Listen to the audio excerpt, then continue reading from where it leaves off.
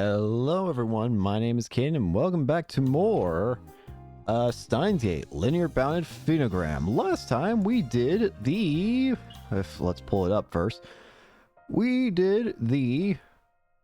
the Mr. Braun chapter, where he went crazy with money trying to figure out how to make Nye happy, and eventually we got there. Eventually we got to the right path for making Nye happy. But, man, was it interesting along the way. This time, so... we've still got 2 more chapters here to do on this path, on this column here. So, we're gonna... that'd be pretty nice. Considering we did a pretty silly one last time, and there's now one... what I'm assuming this one's probably gonna be more silly, and this one's probably gonna be more serious. Let's do the serious one right now. I assume this will be serious because this is going to be during the Alpha World line. So, yeah, and I'm also very terrified.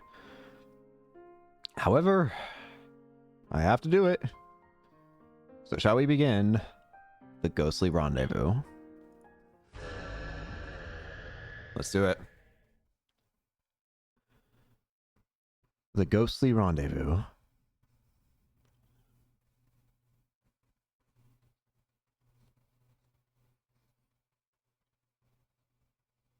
Time for Suzuha's turn. It wasn't a dream. I still have a sleep, but I know it wasn't a dream. Last night was fun, at least until partway through. I might not have been able to find Dad at the time machine offlane meet, but Okabe, Rentaro, and the others called me one of their friends. One of their allies. Members of an internet community in real life. German expression used as a toast in the famous series of SF novels, Tale of the Galactic Heroes. The Emperor breaks his wine glass on the floor as he says it. Little children should not imitate this. First to wear and tear from years of outdoor use can also be done on purpose as a stylistic choice. But then the storm came, and the rain was terrible. The evening was a blast, but I slipped out early.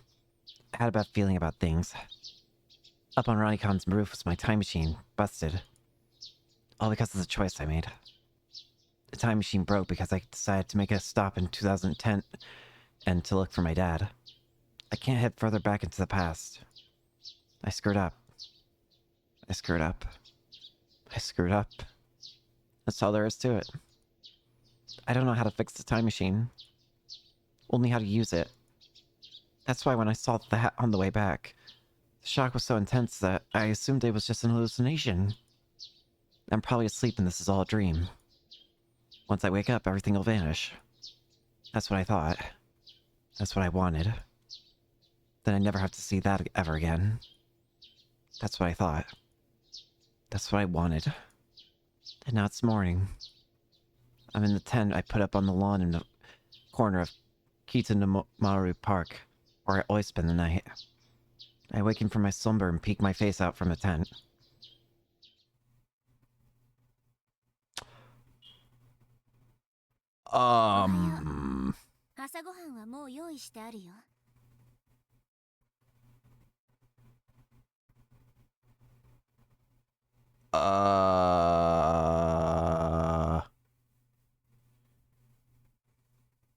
Huh. So, I feel like I've said this before for this exact series, but there were a lot of things that I was expecting. Suzuha meeting up with other versions of herself is not one of them. What do you mean? Why is the Beta World line Suzuha here? And why is there a Suzuha that's a maid? Morning. Breakfast is ready. It's time to wake up, Master. Rise and shine. But unfortunately, that's still there. Why are there multiple? And by that, I'm referring to the other versions of me. So we have the Beta World line, the Alpha World line, and then whoever the hell this world line is. The Ferris World line, how about that? I say versions because there are 2 of them.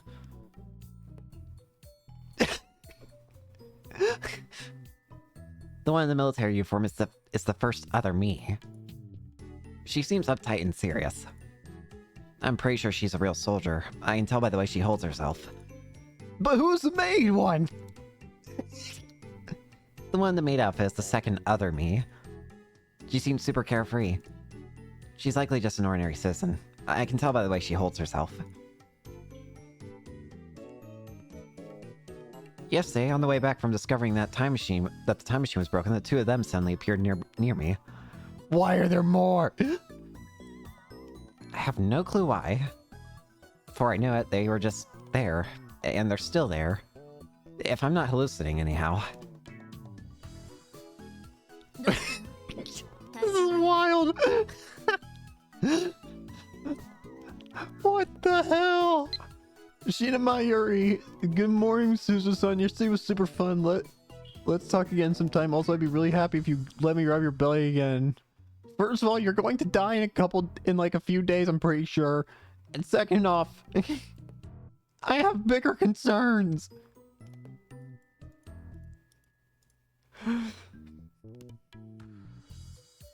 Dystopia.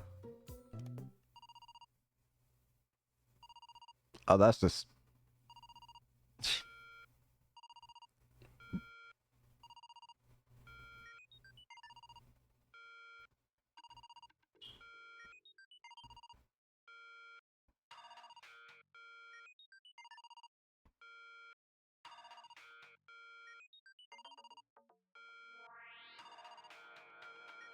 It actually is music. Strange.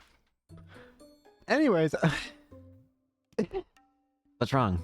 Feeling I'm military me. Thank you, game. What the hell? Not exactly, but... I hope you're okay. You were pretty soaked yesterday. Maybe you caught a cold? Why are you two not as freaked out over this as I am? There's 3 of us. I'm fine, I think. Thanks. I swear to God, is this chapter just gonna be full of multiple Suzuhas? I swear to God, I better not walk into town and just see like 100 other Suzuhas. It's a strange feeling to hear your words of concern from someone with the exact same face as yours. If you're still feeling drowsy, how about washing your face? It's okay. I'm awake. It's all working up in the old noggin. I just can't keep up with the situation. My sense of smell is working just fine, too. A pleasant scent wafts in its way to me. It's coming from the miso soup that the military meat cooked up. Is this seriously all you made? Rice and soup is plenty. This is so... What the hell is happening? I was expecting a very serious, I was expecting to see somebody's corpse when I entered this chapter. I was expecting to see, I don't know, CERN already making its way to turning the world into a dystopia. I was not expecting to see Suzuha freaking the hell out over the fact that there's a maid version of herself and a military version of herself from the Beta World line in front of her.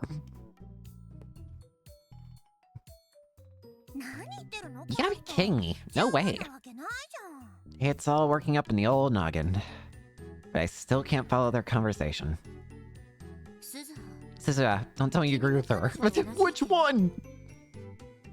The military refers to me as Suzuha. So who are you two then? How do we refer to everybody here? I'm tempted to ask who she is if I'm Suzuha, but I hold my tongue. Guys, we're all Suzuha. I think it's plenty fine. A feast even. A feast? How? You two are nuts. Is this Suzuha? Wait, I can understand the military one being here because that one also uses a time machine because the world is all hell in her timeline. But the maid one doesn't make any sense to me because why the hell are you back here? You make it sound as though your time is perfectly fine, so why would you be traveling? Did you just want to go on a trip? You don't have to eat it if you don't like it. Why do you have to be like that? All I said was that was not enough. I didn't say I wasn't gonna eat. I'm pretty sure this is a completely new expression for Suzuha as well.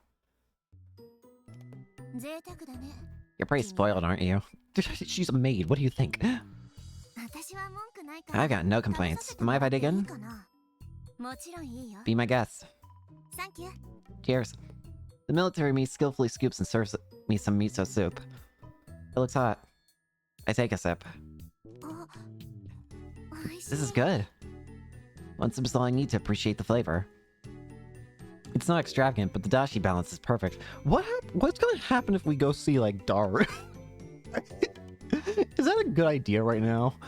Should we go see the future Gadget Lab? Because, hey, Daru, here's you. Here's your 3 of the identical daughter. Apparently you have triplets in the future. No. Okabe Rentaro and the others once brought me to a gyudon place before, but this might actually be better than the soup I had there. I'm glad you like it. I figured that my own taste would be fine, but I couldn't be sure until you tried it. Madam, you have eyes. Don't deny the truth in front of you.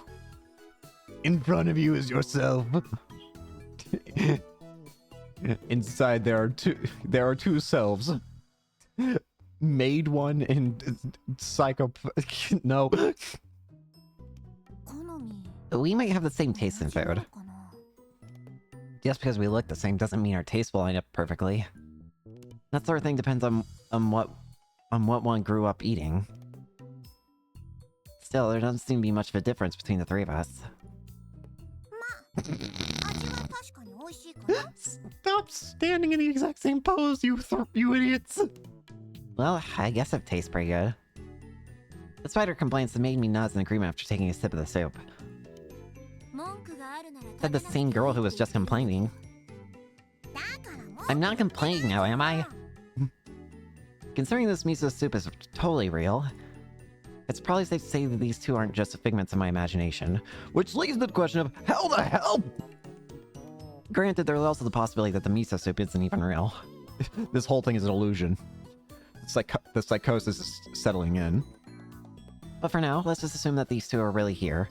In that case, I need to figure out just what the heck is going on. Why are there more me's? So, what should I call you 2? Exactly, I need names. You wanna know my name? Amane Suzuha. Just call me Suzuha. Looks like the maid me doesn't quite understand what I'm getting at. I'm already assuming that all 3 of us are named Suzuha. I'm also Amane Suzuha. So are you, yeah? The military glances over at me. Gosh dang it. Is this gonna end up actually being a silly chapter? At this rate, it might be. Because I swear to God, if they start adding more and more Suzuhas, I'm going to die.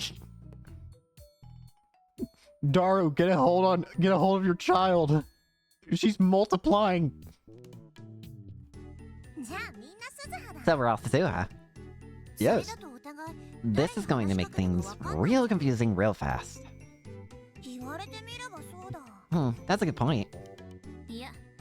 Not at all. It's very axiomatic, actually. Axio what? It means something obvious or without needing to be said. Well, I didn't think it was obvious. I can tell. Do either of you have any good ideas about how to sort this situation out? You are Maid Suzuha and you are Soldier Suzuha. I personally think you should be Suzuha. Me? How come? Because you're the original Wane Suzuha of this world line. Gotcha. Simple enough. Though to be honest, it's unclear if I'm really the original Wane Suzuha of this world line. In fact, it's impossible to improve. My memories from yesterday are consistent though, which means there's a decent chance that I'm who she says I am. Just to test that theory, I pulled the divergence meter out from inside of the tent. Yep. It's 0.337337%. Is the same value as yesterday? My gut tells me that it is, but I can't be sure. I was told to not carry this on me, so... Only Okabe Rentaro, creator of this handy little device, can perceive changes in the value anyway. Can we go see... Then does that mean I'm not Suha? I totally am. I don't get it. The other versions of me carry on the conversations like glance down at the meter. The both of us are strangers here. But I'm still me. I'm Suzuha. Look, I don't doubt that you're Amane Suzuha in some other world line. We're just talking about designations for each other while we're here. Designations? What's that? This Suzuha's an idiot. It's like a type of name. Can't really get it, but is it kind of like how in games Monster will call in help? Would that make us Suzuha 1, Suzuha 2, and Suzuha 3 then? What are you even talking about? This is a mess. I know you are, but what am I? Alright, settle down. This is so confusing. Suzuha, I want to know the divergence value for this place. I lift the meter and show it to her. Whoa, what is that? How did you get here? This one makes no sense. How the hell did the maid Suzuha end up here? You don't know anything! It's called a divergence meter. I guess the maid me has never seen this before. What kind of world line do you come from, maid Suzuha? The military me seems to be familiar with it. Effectively 0. I wonder what it was for our world lines. We can't actually perceive changes in value. Or you never told that? Alright, let's just designate this plate that says World Line Alpha. In other words, you're the Amane Suzuha of World Line Alpha. The military me points at me. From now, as a stopgap, I'm Beta. Stopgap measure, I'm Beta, and we'll designate her as... I don't know what that is. I don't know what that is. I'm gonna be real with you. R. We're gonna call you R. Because I don't know what that actually is. Or is that supposed to be Gamma? Is it supposed to be Y? I'm pretty sure... Wait, is Gamma even Y?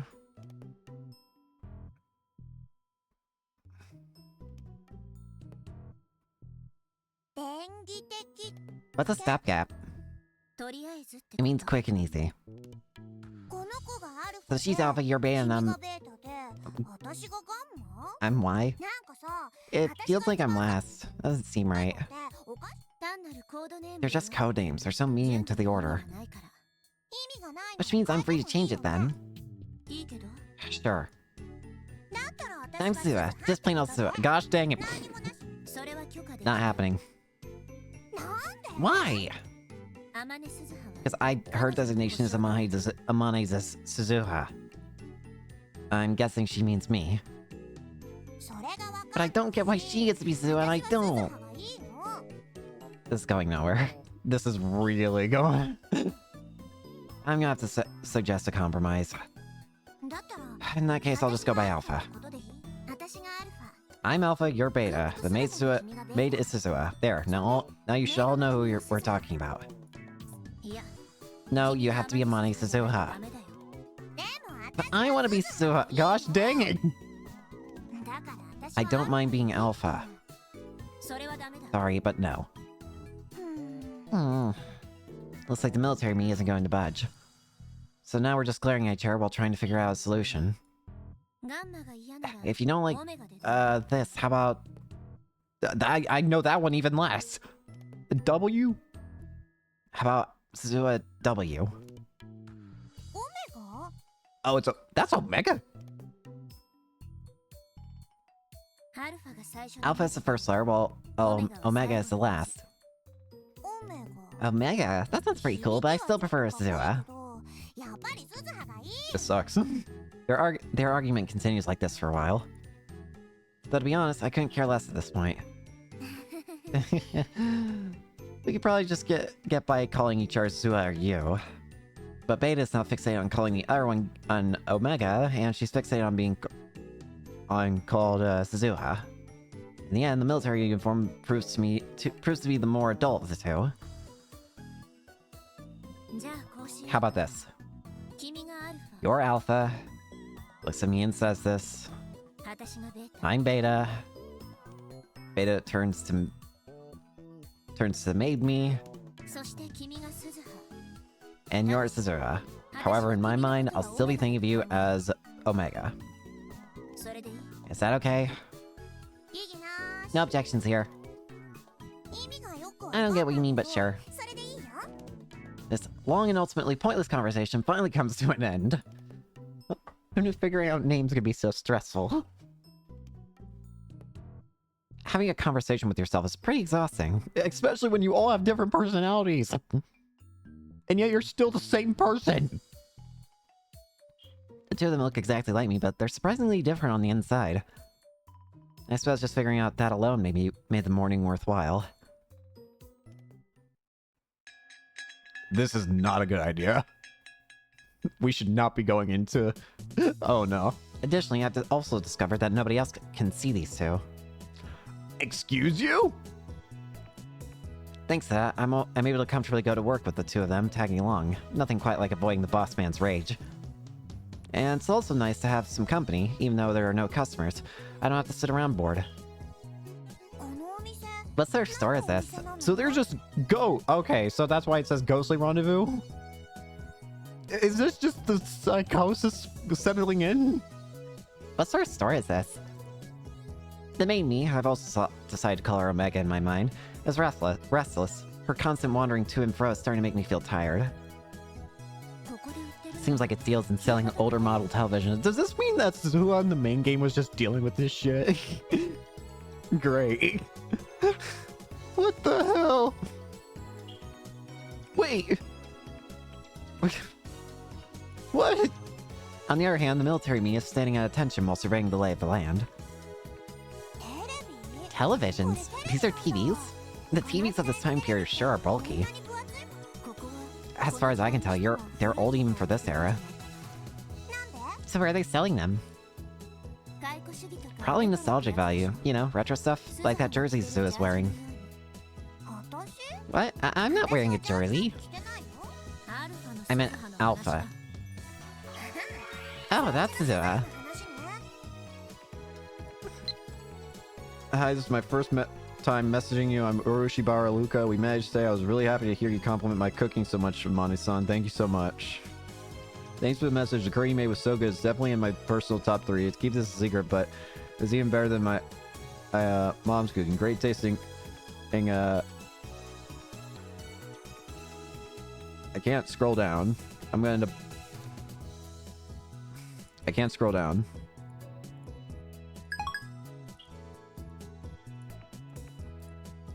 There we go. I'm gonna end up losing control and getting fat from overeating. Tastiness might be humanity's true enemy.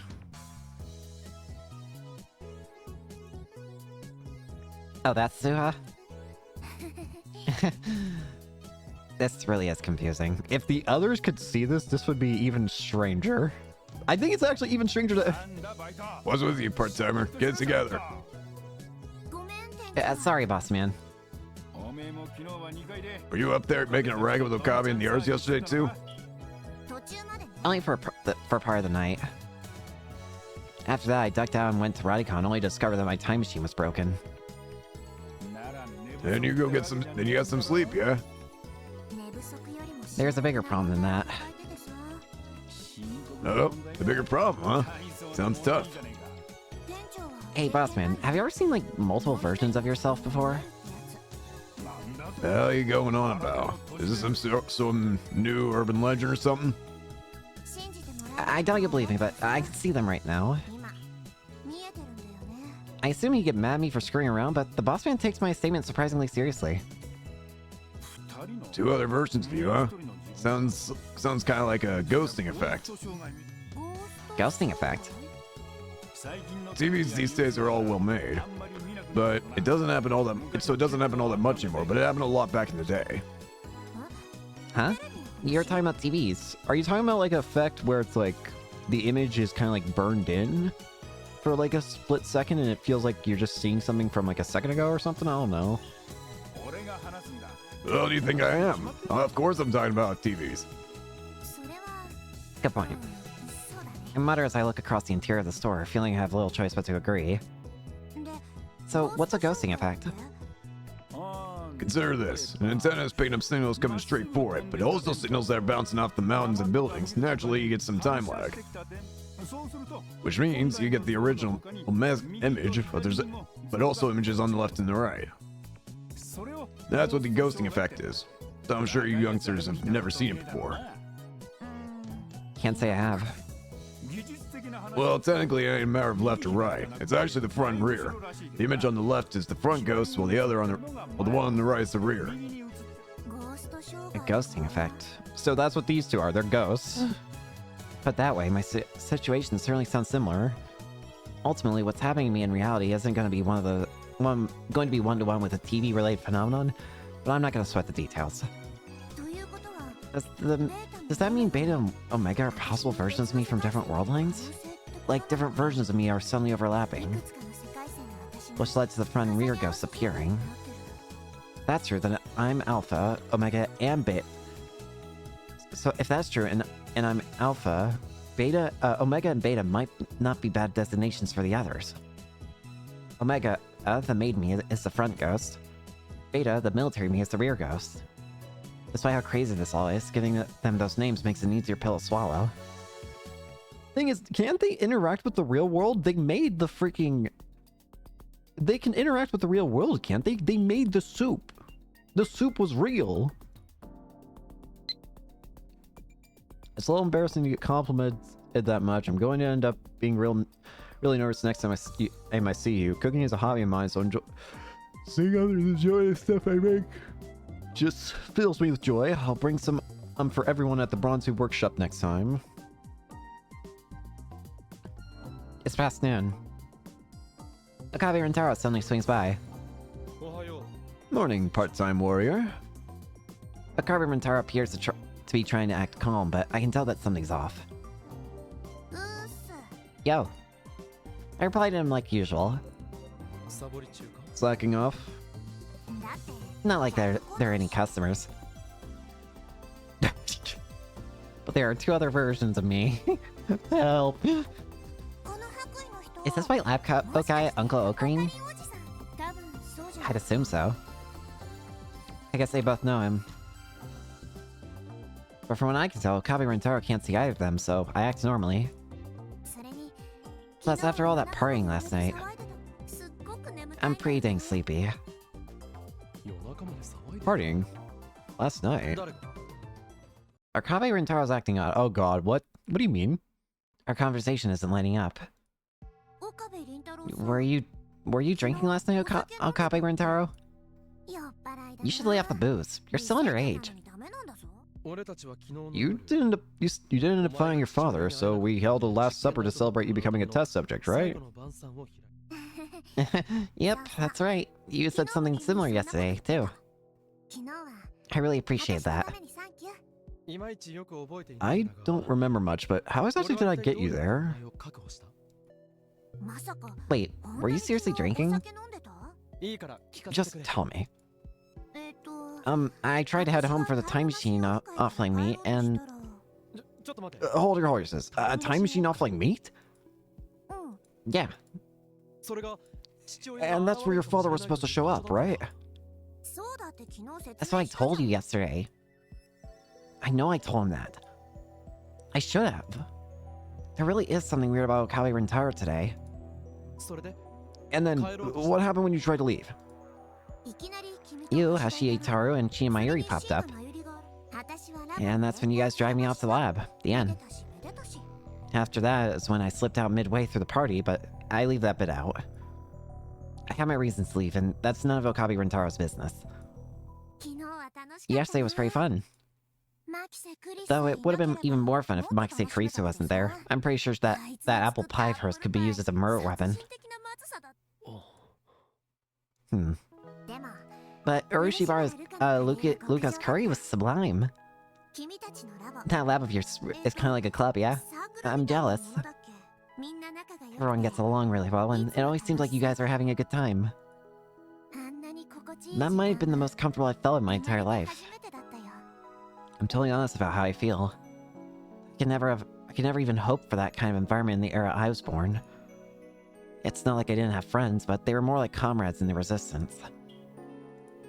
Unofficial forces pushing back against the ruling government also refers to the specific people participating in said movement. There's a very fine line between a terrorist organization and resistance.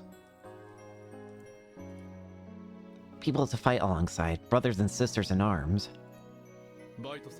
Part-time warrior. As promised, you will become a test subject. Didn't I tell you? I don't even know my dad's email address. Then we'll delay the experiment until you do.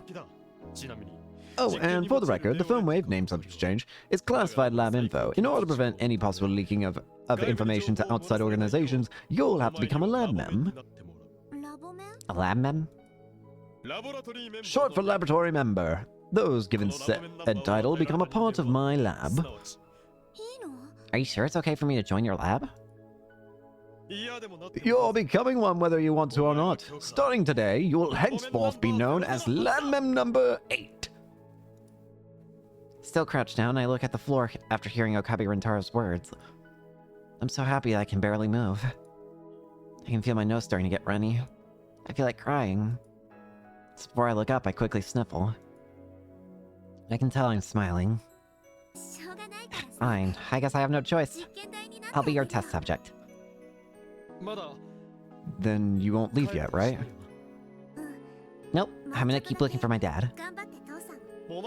Starting today, you're Lab Mem. We've got your back. Speaking of which, do you have any clues as to where your father might be? I hesitate for a moment.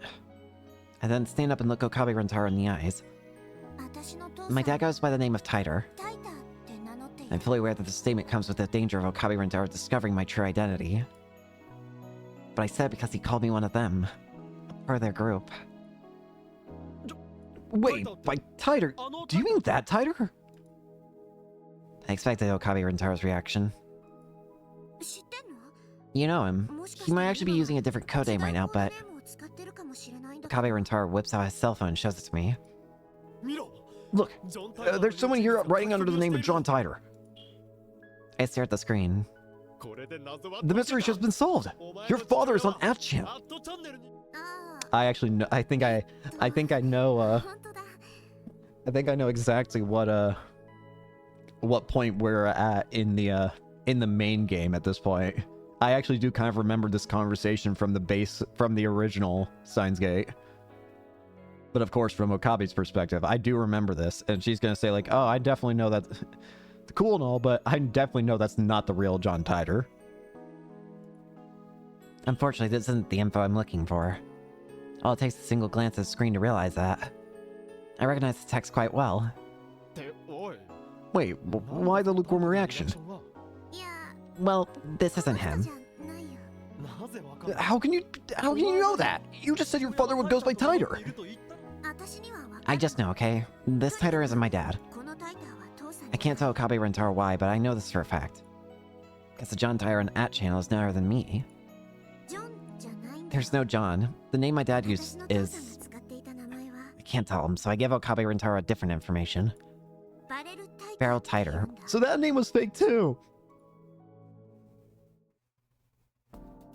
After pouring cold water over his excitement, he glumly returned to the second floor. You should have just told Uncle Ocarine what's up. Why you and Omega both call Okabe Rintaro Uncle Ocarine? I'm not Omega, I'm Suzuha. Looks like Omega doesn't intend to budge an inch over that. There's something very funny about them being in the same pose. Uncle Ocarine's Uncle Ocarine. Yep, he's just plain old Uncle Ocarine. Except he's Okabe Rintaro. I guess it's a result of growing up in different environments. In their world lines, it's entirely possible that Okabe Rintaro didn't die in 2025, and in fact lived on well past that. So is this a problem that can be fixed if we told him everything? I can't say for sure, but if nothing else, he thinks of you as an ally. Or am I misunderstanding something? You're not. That's because we're allies that there are things that I can't tell him. John Tighter exchanged multiple messages with Okabe Rintaro. I've even talked with him on the @channel. But I've always hidden from him the fact that I'm actually John Tighter. I couldn't even tell him just a few minutes ago. It's not good to intervene in the past too much. I could change the world line just by being here in 2010. But also, beyond that, I'm afraid that Okabe Rintaro and the others wouldn't look at me the same way if they ever did find out. I'm afraid that he'll see me differently. That's why I didn't tell Okabe Rintaro the truth. Maybe the most ironic part of it all is that I didn't have to do anything for him to start seeing me differently.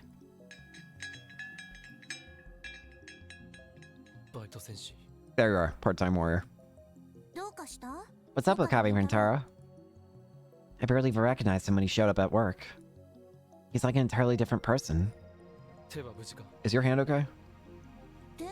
My hand? What are you talking about? You drunk again? He's a little strange yesterday, but today is 1,000 times worse. I can't but assume he's drunk or something.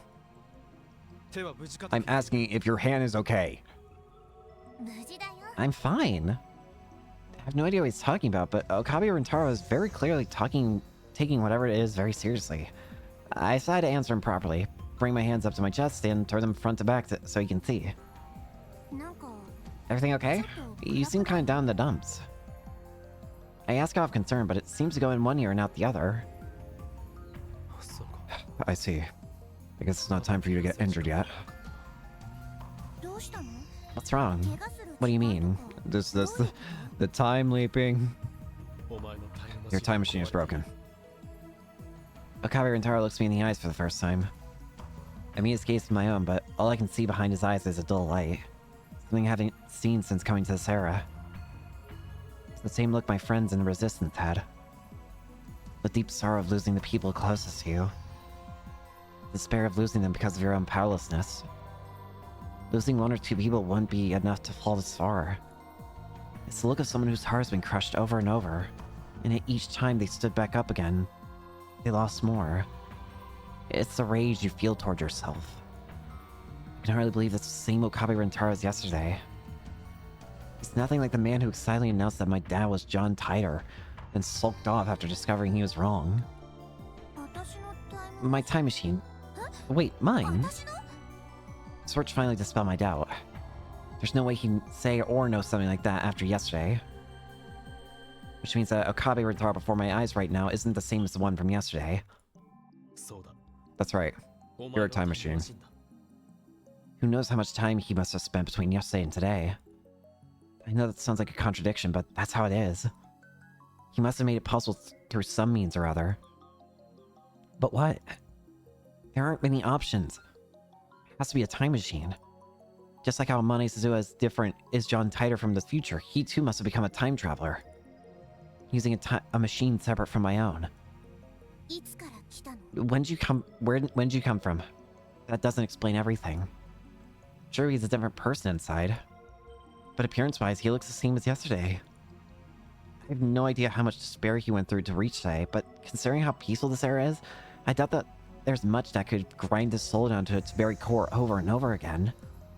These kinds of wounds usually take years to form, even in my era. The fact that he hasn't aged at all despite how much he's changed internally strikes me as oddly paradoxical. I'm grateful you caught on. I'm from August 13th, 2 days from now. 2 days?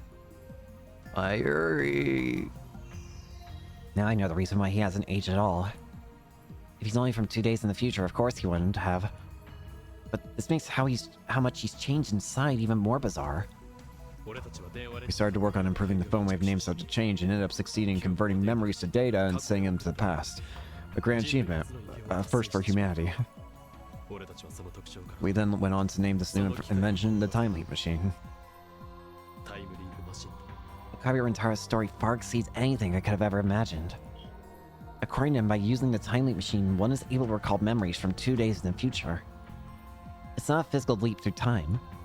It's a way of awakening future memories. But regardless of how it works, it's undeniably a form of time travel. I'm a time traveler too. That by itself is no surprise. What truly exceeds my imagination, and perhaps this isn't the right word to describe it, is why Okabe Rintaro returned to today of all days. Shinya Mayuri was killed. That's right. Okabe Okabe Rentaro chokes on the words, but manages to get them out. She was killed. Murdered by them. CERN. Okabe Rentaro then went on to explore explain many possible futures over and over again, searching for a future in which Shina Mayuri could be saved. But she died every single time without fail. Avoiding such a future proved to be impossible. At first, I thought she'd be safe by running from CERN, but that wasn't enough. After that, I used a time loop machine countless times, testing any and all possible actions I could take. However, on the night of the 13th, every time Mayuri died, that result never changed, no matter what. Whirling convergence. I already asked you about it. I know it's a future that never happened to you right now, but I've already heard it all. I guess you have to, or you wouldn't be talking about how my time machine's broken. Yeah. Are you not worried about that? I already knew. I was pondering whether to discuss it with you or not yesterday. If anyone in this time period could fix it, it would be you guys. About that Alpha. Okabe Rentaro's story was so shocking that I totally forgot about the other problem. The two different versions of me. What? I've undergone basic training on time machines. Naturally, that includes maintenance. I have a much higher chance of fixing it than the people in this era. What? Why didn't you tell me something that important sooner? I raised my voice in shock, prompting Okabe Rentaro to give me a puzzled look. I don't blame him. Nobody seeing me talk like this would have a clue what's going on. So this didn't happen in the original game, though. What's wrong, part-time warrior? Who are you talking to? Am I gonna have to explain this again? Right now, I can see two other versions of me. One just said that she can fix the time machine. I know you're not the type to crack jokes at a time like this, but to be honest, I have no idea what you're talking about. I figured. Just hang on. I'm gonna ask for her for more details. Sure. Anyway. I turned to Beta. Can you really fix it?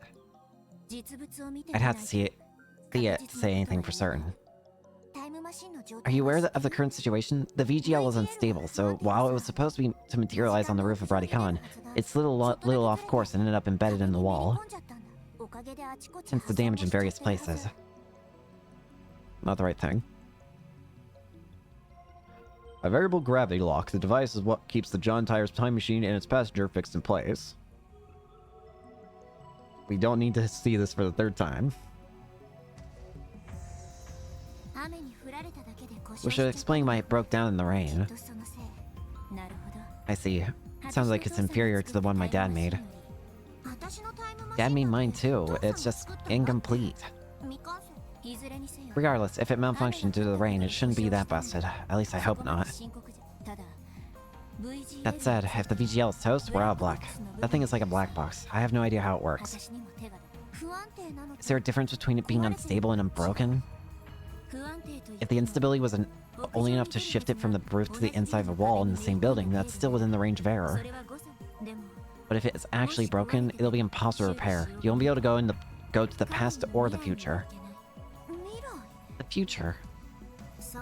Yes. The future. What about it? Faye's words just kept surprising me. I guess the time machines in her worldline are far superior to mine. Heck, they can even jump to the future. My time machine can only take a one-way trip to the past. Either way, I'll have to take a look at it first. Roger that. Okabe Rentaro, it sounds like my time machine can be fixed. I'm hopeful. However... I see. He doesn't look very happy. His expression serves as a reminder of how many times he must have looped back in time in order to reach now. I guess... Well, it would have been nice if I got to meet my dad, but beggars can't be choosers. Your dad? What about him? No, it's nothing. I should hurry to the time machine. So, can you fix it? It's been about 10 minutes since Beta entered the time machine cockpit. I started to get impatient. So the weird thing is that despite the fact that no one else can see them, it does seem like they can still interact with the world. So they're not like genuine ghosts or anything. They can still interact with the world, it's just that nobody can see them. It would appear to fundamentally be the same, but it's also quite a bit older than the ones I'm familiar with. A prototype, perhaps. In other words, it'll take about half a day to fix. That's a relief. I fall to the floor, all the strength in my body having drained out. Beta comes over to me and extends her hand. You okay? By the time I grasp Beta's hands, my strength is back and I quickly stand back up. I just felt super relieved. Wait, so I can hold Beta's hand? It just dawned on me. She really isn't a hallucination. Exactly! This is weird. No one can see them, but they're not ghosts in the sense that, like, they can't even interact with the world. They are there. If you wanted it repaired that badly, you should just ask. I didn't ask. I didn't realize that I'd have to actually say it. I guess Beta's time machine is just that different from mine. You said that you were shocked that it was broken, but you never said anything about fixing it. I didn't? Besides, I had no idea why you came to this time period. At least not until I heard you talking to Uncle Ocarine. Does that mean my situation is a lot different from yours? Correct, though I probably shouldn't go into detail. Why not? There are some things that I don't want Uncle Ocarine to know. You must be talking about reading Steiner. Okabe Rintaro has a special power. The unique ability to move between world lines yet still retain its memories despite the past being changed. To most people, knowing about other world lines has no meaning, and they end up forgetting all about it anyway. But Okabe Rintaro is different. If there's something he shouldn't know about, in Beta's world line, it's entirely likely that's something he shouldn't know in this one too. It's not necessarily something unique to Beta's world line after all. That ability is part of it, yes, but Uncle Ocarine is also a person of importance in my world. Huh? So, can you fix it? Seek the devil, and he shall appear. Okabe Rintaro walks over. China Mayuri is with him. She says it'll take about half a day. I see. I suppose that's one problem solved. Hopefully. This means that Dad's plan is right back on track, but I'm a few days later than I had planned, but nothing I can't make up for. Wow, this time machine's super big. Does it have a name? Mayuri, do me a favor and keep the pointless questions to yourself for now. Suzuha, if you need help, feel free to ask Daru. I know how he looks, but he's quite skillful. Most of the future gadgets were built by him. You probably shouldn't have mentioned that. If you're looking for parts, you should also ask him. He knows where to find most things in Akiba. Actually, I told him to come here. He's probably slacking off because of the heat, damn it. You know, sometimes I wonder, what exactly do you do at the Future Gadget Laboratory, Okabe Rintaro? I'm an idea man. So you don't actually do that much work. Hey, you're forgetting something important, Ocarine. And what might that be? Where's Suzu-san's dad right now? China Mayuri brings up the one thing I was trying my best to forget. I can feel the strength drain from my body again. My dad doesn't matter. Of course he matters! And you have half a day before the time machine is fixed, right? Mayushi was thinking about looking for your dad until then. What do you think? Well, but... Come on, Green, don't be like that. You need to keep your promises. Didn't we all promise to go look for Suzu-san's dad together? A promise. It's true. Okabe Rintaro and the others said that during the disappointment party the other day, keeping me from leaving. That's true. I know I came here on a mission and all, but I also think I also think that's because you want to meet your dad. If that's true, Mayushi wants to help you make that happen. China Mayuri, you're so sweet. And just like that, I'm on the verge of tears. You're 100% right. I thought I'd be able to meet him if I came here. I know my dad was in Akihabara in 2010. Wait, really? Yes, really. How rude. But he's still really young and handsome, too. Yeah, no. You said his name's Barrel Tighter, yeah? Correct. Oh, is he a foreigner? Nope, he should be Japanese. Barrel Tire is the codename he used in the Resistance. I doubt he's using that name in 2010. Unfortunately, I don't know his real name. Even though I'm supposed to be his daughter. I did my best to force a smile, all while fighting back tears. I can't even imagine how I must look right now. He never told me. And he died before I could ask. So I have a weird feeling, are the other two Suzuha's just gonna say, like, hey, I know your dad? Is the name Amane an alias? An alias? No, it's my mom's family name. I suppose trying to track him down through her would be just as difficult. And just then the door swings open to reveal a familiar large man drenched in sweat. Why isn't the elevator working? Now to climb 8 floors upstairs. This heat? Without air conditioning? Are you trying to kill me? Huh? Why does everyone look so gloomy? You're late, Daru. Of course I'm late. You called me over out of nowhere. You could at least show some gratitude. While Kabi Rentaro and Hashida Taro put on something of a comedy act, there's suddenly a shout of surprise that only I can hear. Dad! And he's so young! Oh god, not good. What? I can't believe what I just heard from Omega. Granted, I'm still suspicious as to whether Omega is actually a real person that can be heard to begin with, but let's ignore that for now. Dad?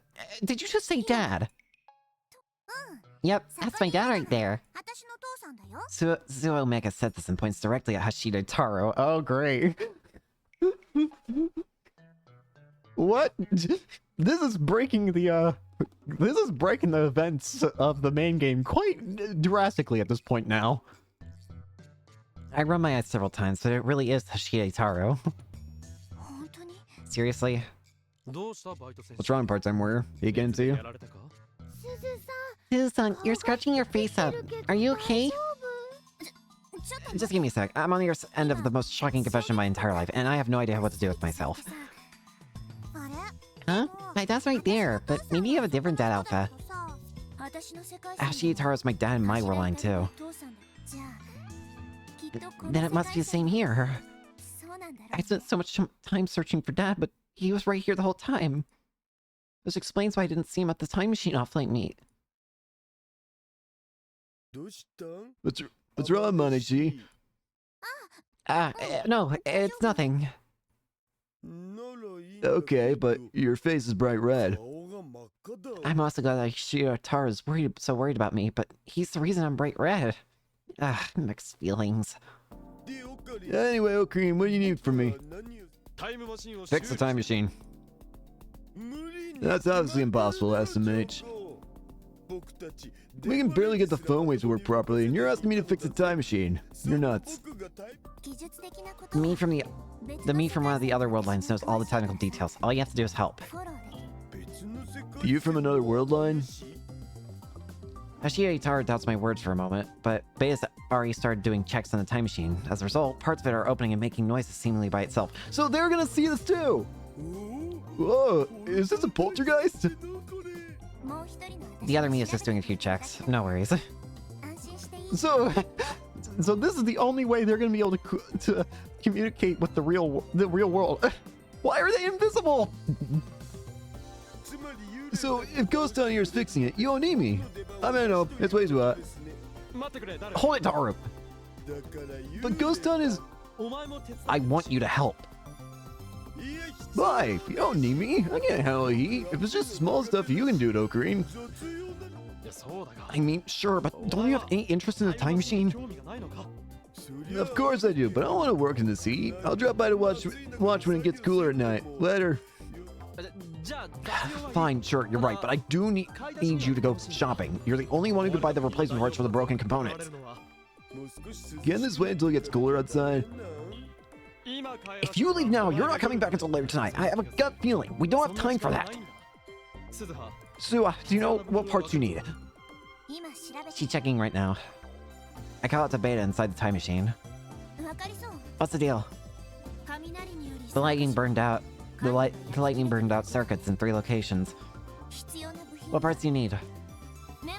I'll jot them down, so give me something to write with. Beta takes the paper from me and quickly writes the parts down. Whoa, awesome! Ghost-on, you're crazy fast! I hand the note to Ashida Itaru. This is what you need. What we need. I think you can find them in this area? No problemo, this be a cinch. That most of the joints I usually hit up should have this stuff. These parts, whoever built this thing has excellent taste. I can't help but awkwardly laugh. If Ashida Itaru truly really is my dad, then it's not even remotely surprising that he built this thing using his favorite parts. Sua. I mean Alpha. Just as I'm thinking this, Beta calls out to my name. As long as I have the parts, I can do the repairs on my own. You can spend time with the others if you want. I can't just force you to do all the work. This isn't the sort of task that requires multiple people. I guess, but still. Also, I'm saying this because Dad can't hear me, but this time machine only has the ability to travel to the past. So that's gonna still... I can't bring myself to respond. But I'm sure Beta takes that as my reply. Which means you don't have much time left here. Knowing that, there's no way I can tell you to waste your remaining hours here working on this thing. Yeah. Go be with your dad and the others. I wasn't planning on saying anything if she never caught on.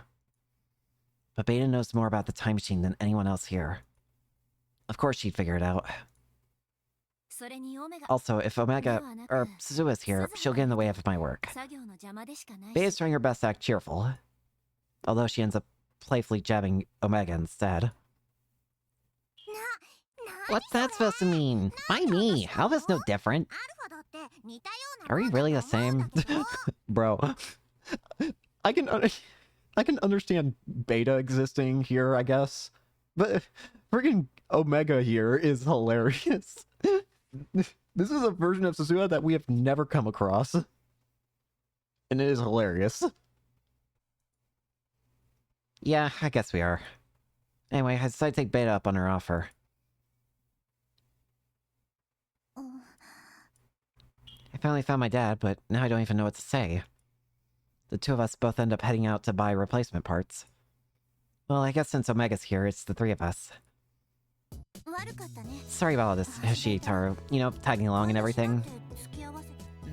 No, I don't have any complaints going with you, Manashi. I just don't like getting ordered around by Ocarine. Oh, this is it. Excuse me, 3 of those over there. Itaru was always just as the guy sitting in the lab chair to me, constantly fiddling it with his computer. But seeing him outdoors is enough to make me feel strange. Dad's clothes are kind of lame, but he's also sort of cool. What? Really? I feel like Omega here is the one that has the most, like, the most normal question mark life when in regards to the 3 different Suzuhas we have. She has the most quote-unquote normal life compared... I mean, it's way more normal than war and dystopia, so... But... it feels more like, It feels more like this Suzuha picked up on Daru's hobbies. Then again, I guess that probably would be what would happen. Considering Suzuha, at the very least, Suzuha has shown in all timelines that we've seen her to like her father, to admire her father, so I guess it wouldn't be too surprising if she picks up on her hobbies if the war in dystopia never happened. Which would lead to... this. Yeah. Lead to this. I didn't think much of it when he was chatting with Uncle Ocarine earlier, but now he seems so alive, even though he's fat. You're right. He must be pretty used to buying things at part shops. He doesn't need to pause whatsoever. He just goes for exactly what he needs with extreme precision. Guess you could call that cool. What's up? Oh, it's nothing. Nothing at all. You've been saying that a lot today, Manashi. I guess. Oh, that's right. One of the ghost dogs is with us, too. What sort of ghost she? You don't want to know. Not because you dislike it, but because you would like it too much and we would never get anything done. A maid that's pretty strict about fashion, apparently. You have a maid ghost following you around. Damn, I'm jealous. I want one for myself. A maid ghost time probably scold me non-stop, though. She's actually pretty fond of you. What? Seriously? Well, pardon me. Must be the hat, right? I like that the first thing he thinks of to admire about him is his hat. What? Not even close. Yellow doesn't suit your physique whatsoever. Just wait, Susan. Mayushi will find your dad. Okarin promised to... Oh, I made the flyers yesterday and I'm making lots of copies now. Just wait a little longer. Mayuri, you really didn't have to. Sorry, we've already found him.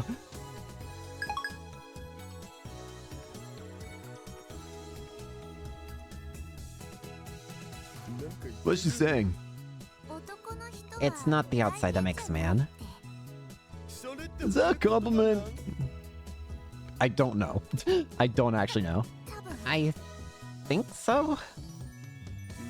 Then that's good. Anyway, that's everything on Ghost Town #1's list. Already?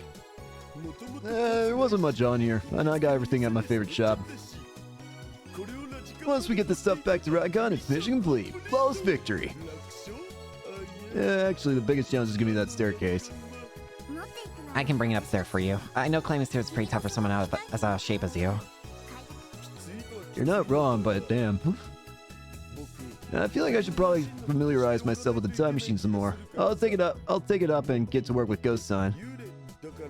You should go to your part-time gig or look for your dad or something. Whatever you gotta do. So, problem about that. We've already found the dad, and we're speaking to him right now. How do we communicate that without communicating that? I find myself at a loss for words when Ashina Tara mentioned my dad. I hope you can find before you leave.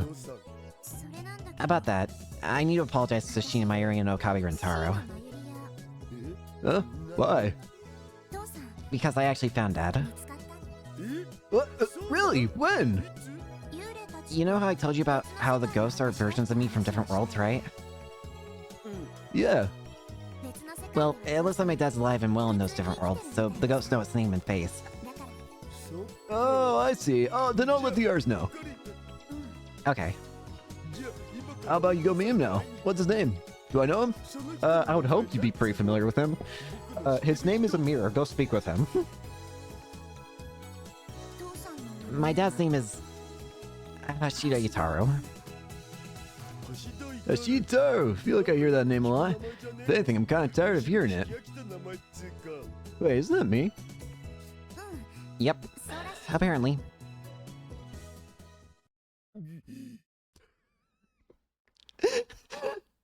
Daru got so shocked by the answer, so baffled, that it forced the game to give him his own little artwork scene here. Damn. My man is flabbergasted, bamboozled.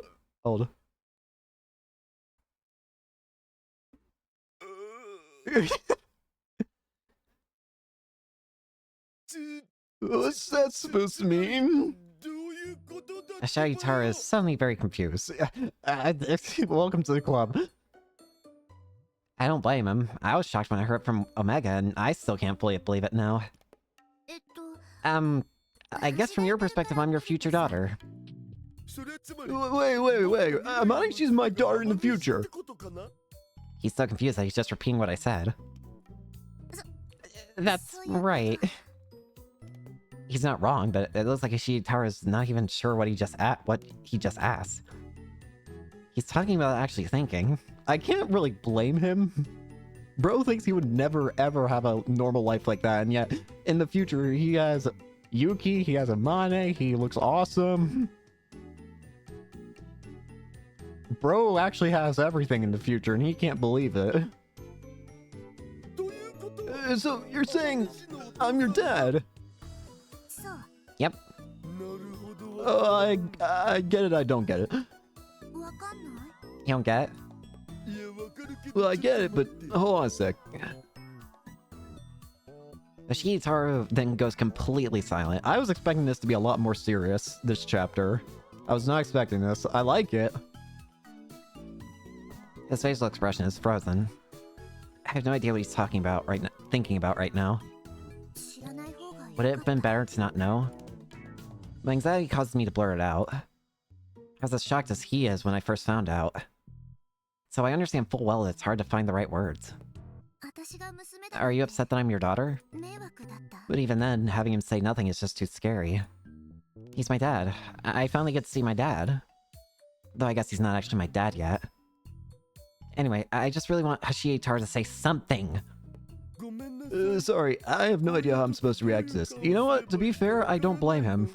Suddenly you have a person from the future that you know is a genuine time traveler, and they just tell you, oh, hey, I'm your future son, I'm your future daughter, or I'm your future son, or whatever, you know? How would you react? I feel like most people would just fail to react. It's like, what the hell do you mean? Especially considering going back in time to their young adult version before they even found out who they're in love with or whatever. Like, from Dar's perspective, of course it makes sense that he's not going to know how to react. Everything of what he's hearing should be, in his mind, would be impossible for him. Huh? Sorry, I guess I should be more serious, right? Yeah. I'm surprised, but I'm not upset or anything like that. Hell, if anything, finding out that my future daughter is such a cutie is a huge win for me. He doesn't look all that happy. Well, maybe it's the confusion taking over right now. Anyway, can I ask you one question? Is your mom cute? Is she like a short loth? Shot. That's a secret. And no, it's tall. Yuki. The secret, huh? Well, I guess I should be happy just knowing that I have a wife in the future.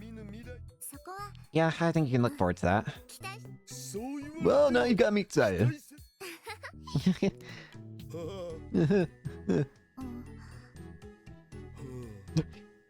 Gosh dang it.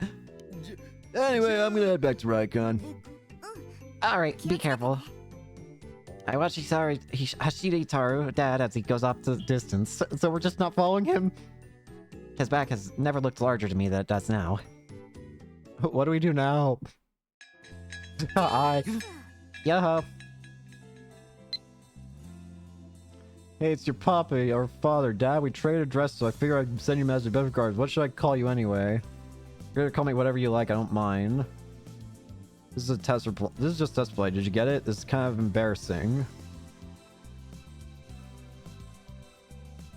Call me whatever you want. Actually, that was a terrible idea. Scratch that. Hang on. No, this is just a test reply. Did you get it? This is kind of embarrassing.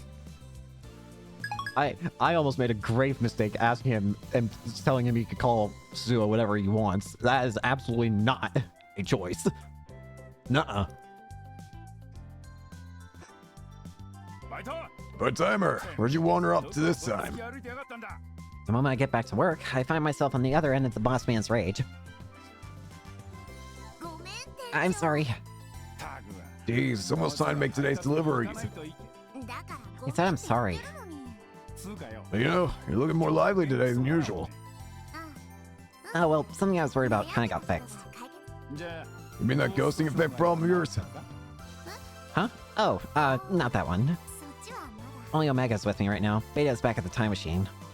I see. Well, if you're in high spirits, I guess I ain't got nothing to worry about. Yeah. I figured the boss man was gonna be a lot angry, but I guess he was actually pretty worried about me. I didn't think he'd still be thinking about the whole ghosting thing. Hey, boss man, why are you so worried about me?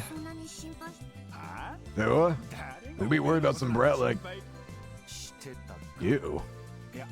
Is what I'd like to say, but I guess I am. How come? I'm just some random part-timer, right? I don't even know if you've ever had other part-timers here. It's just when I look at you, I don't feel like you don't feel like a stranger to me. Do I look like someone you know? Yeah, you're way younger, but I guess I see in you someone who took good care of me when I was a kid. What? Are you comparing me to some old lady? Don't be rude. She was a fine woman.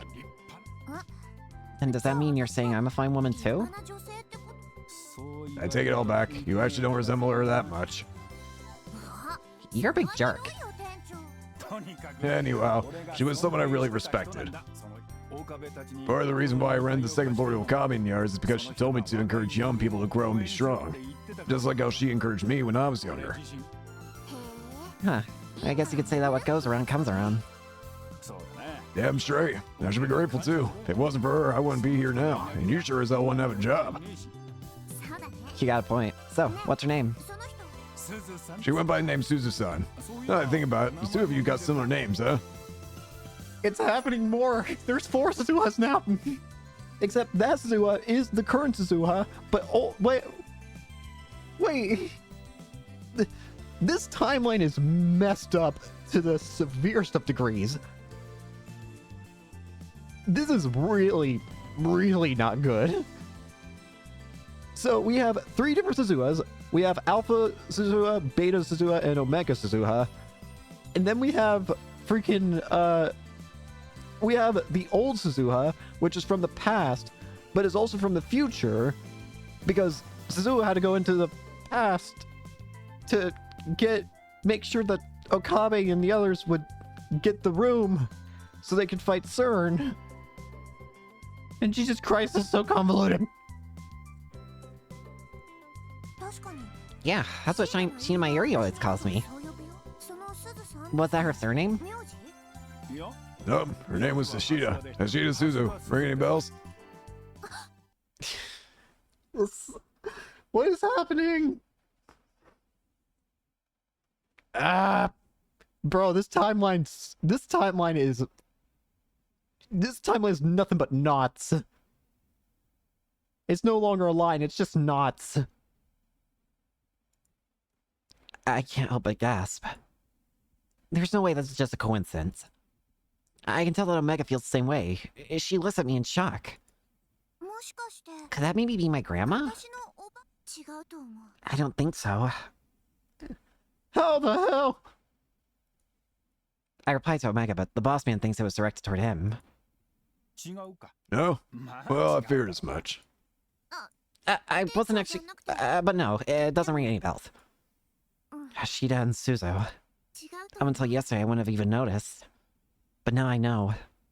Ashida Suzu is me. I end up using the time machine to travel into the past and ultimately live in this world line. In other words, the time machine will be fixed. Oh wait, no. No. Stop. You wanna know why I want to stop? Because you know what's gonna happen. What happened to Suzuha when she went back in time in the messed up time machine? You know what happened? She committed suicide. Do not, under any circumstances, tell Suzuha that the old version of herself at this... I don't even know what to call her, but don't tell her that the other version of herself is going to commit suicide. Do not. Hey, boss man, what's this Ashida Suzu-san up to nowadays? I asked out of curiosity. Well, this might be the story of the past for him. This is my future. I should have never asked. She died. I shouldn't know this. The boss man's brief answer makes it that much more powerful. She died. She was still too damn young. I see. If Ashida Suzu really was me after going back to 1975, then I'd still only be about a bit past 50 if I was still alive right now. Then there'd be nothing strange about being happy and healthy at that age. Which means the reason she's dead is... What did... I can't do it. I can't ask. I'm too scared to ask. If she was still alive, I'd have introduced her to Okabe and the rest of those knuckleheads. And thanks to her, they were all able to do all the dumb stuff you do. You two would have probably gotten along, Susan. Was always riding a bike similar to yours. She took damn good care of it too. That's probably...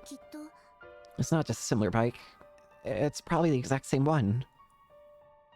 I stopped myself before I vocalized any of this. I can't tell him the truth. What is it? I think you're right, boss man. I would have liked to meet her. Using a time machine to return to the past and meet yourself is extremely dangerous. I could never afford to risk it. I still wish Isuzu had lived into this era. This means that when I return to the past, I'll never again see Okabe Rintaro or the others. The past has already been decided. Even if I try to change it, the world-line convergence means it's impossible. In this world, Hashi Isuzu will always already be dead. Anyway, there you have it. Once you're older and got your shit together, you should encourage future youngsters too. Yeah. What goes around comes around after all. I said this earlier without realizing it, but it's true. Boss Man helped me, and then I helped him after going into the past. A mysterious thread of fate connects the two of us. Yeah. Anyhow, I gotta get going. Keep watch while I'm out. You got it. He departs. I keep a lookout as told, but there's no customers. Same old, same old. I doubt anyone's gonna come by. I tried talking to Omega in order to fight off my boredom.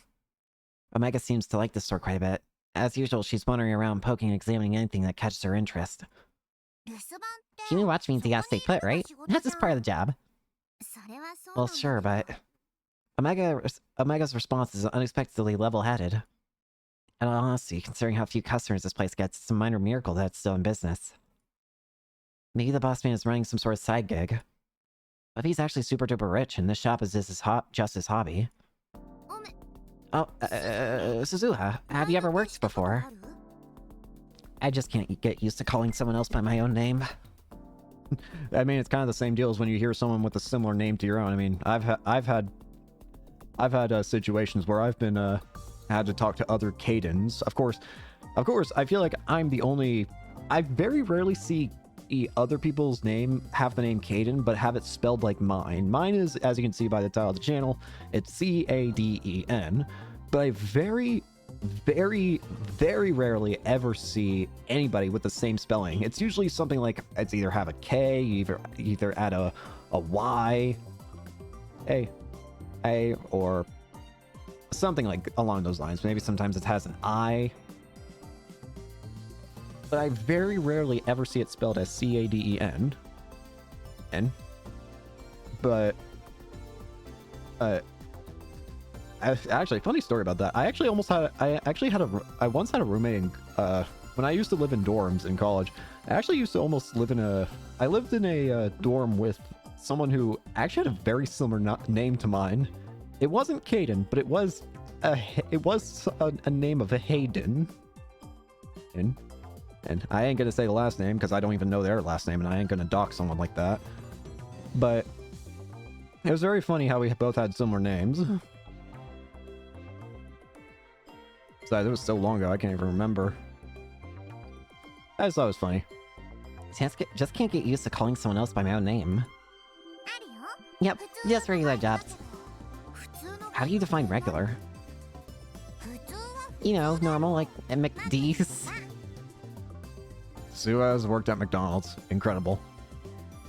Fast food hamburger chain boasting top market share based in America. Thank you, game. McD's? Wait, are you talking about that hamburger joint? You were welcoming people in and taking orders? Hmm? What's so strange about that? It's not strange, it's just... Even aside from Mega's story, it feels really weird imagining someone with the same face as yourself but talking about what they do. That was a choice I never had in my life. The look on your face screams strange. Omega shoots straight, surprisingly. That's not it. It's not about you, honest. Then who is it about? It just felt weird imagining myself doing that kind of work. Judging by the expression Omega makes, she thinks I'm a weirdo. Yeah, that's... Yeah, you're right. Got a lot of nerve. Omega doesn't hide her behind her words. She just says whatever comes to mind. I guess that's who Omega is. I respect it, honestly. In the end, the Bronze Tube Workshop closes up for the day without a single customer dropping by. Alright, boss man. Catch you tomorrow. Yeah, be careful on the way home. I considered dropping by Ronicon to see Beta, but an unexpected person calls out to me. Oh, Amane-san. Are you headed out home? Makise Kurisu. I instinctively glare at her. In the future, she's the woman who built a time machine for CERN. Put simply, she's the time machine mother who triggers our dystopia. I can't even count how many times me and my friends in the Resistance spoke about her. If only she never built that time machine. Again, seriously? I just wanted to congratulate you, jeez. For what? Your time machine's getting fixed, right? Oh, yeah. And I heard you found your dad, too. Yeah. The mention of dad's enough to calm my nerves. If she did that on purpose, that'd make her quite the manipulator. Congratulations. Although, quite frankly, it's kind of hard to say that with a straight face, considering he's, well, Hashida. Thanks. Here, this isn't much, but... Makise Takurisu takes a small cake out from the convenience store bag she's holding. It's a single serving of strawberry shortcake. You're giving it to me? I hope you like it. As long as you didn't bake it yourself. Her apple pie for me our day was so bad that it actually made me angry. Damn. I remember asking if she was trying to kill us. Damn. It's me. I heard about your father from Dart. I'm glad to hear it all worked out. How about spending time with your old man tonight? Just the two of you. Thanks. I never thought you'd be Hashida Taro, though I'm sure if I actually gave myself time to think about it, I might have realized this was always a possibility. It's just, and my memory's a lot thinner. A little. Damn. You're right, but still, I'm gonna say this because it's funny.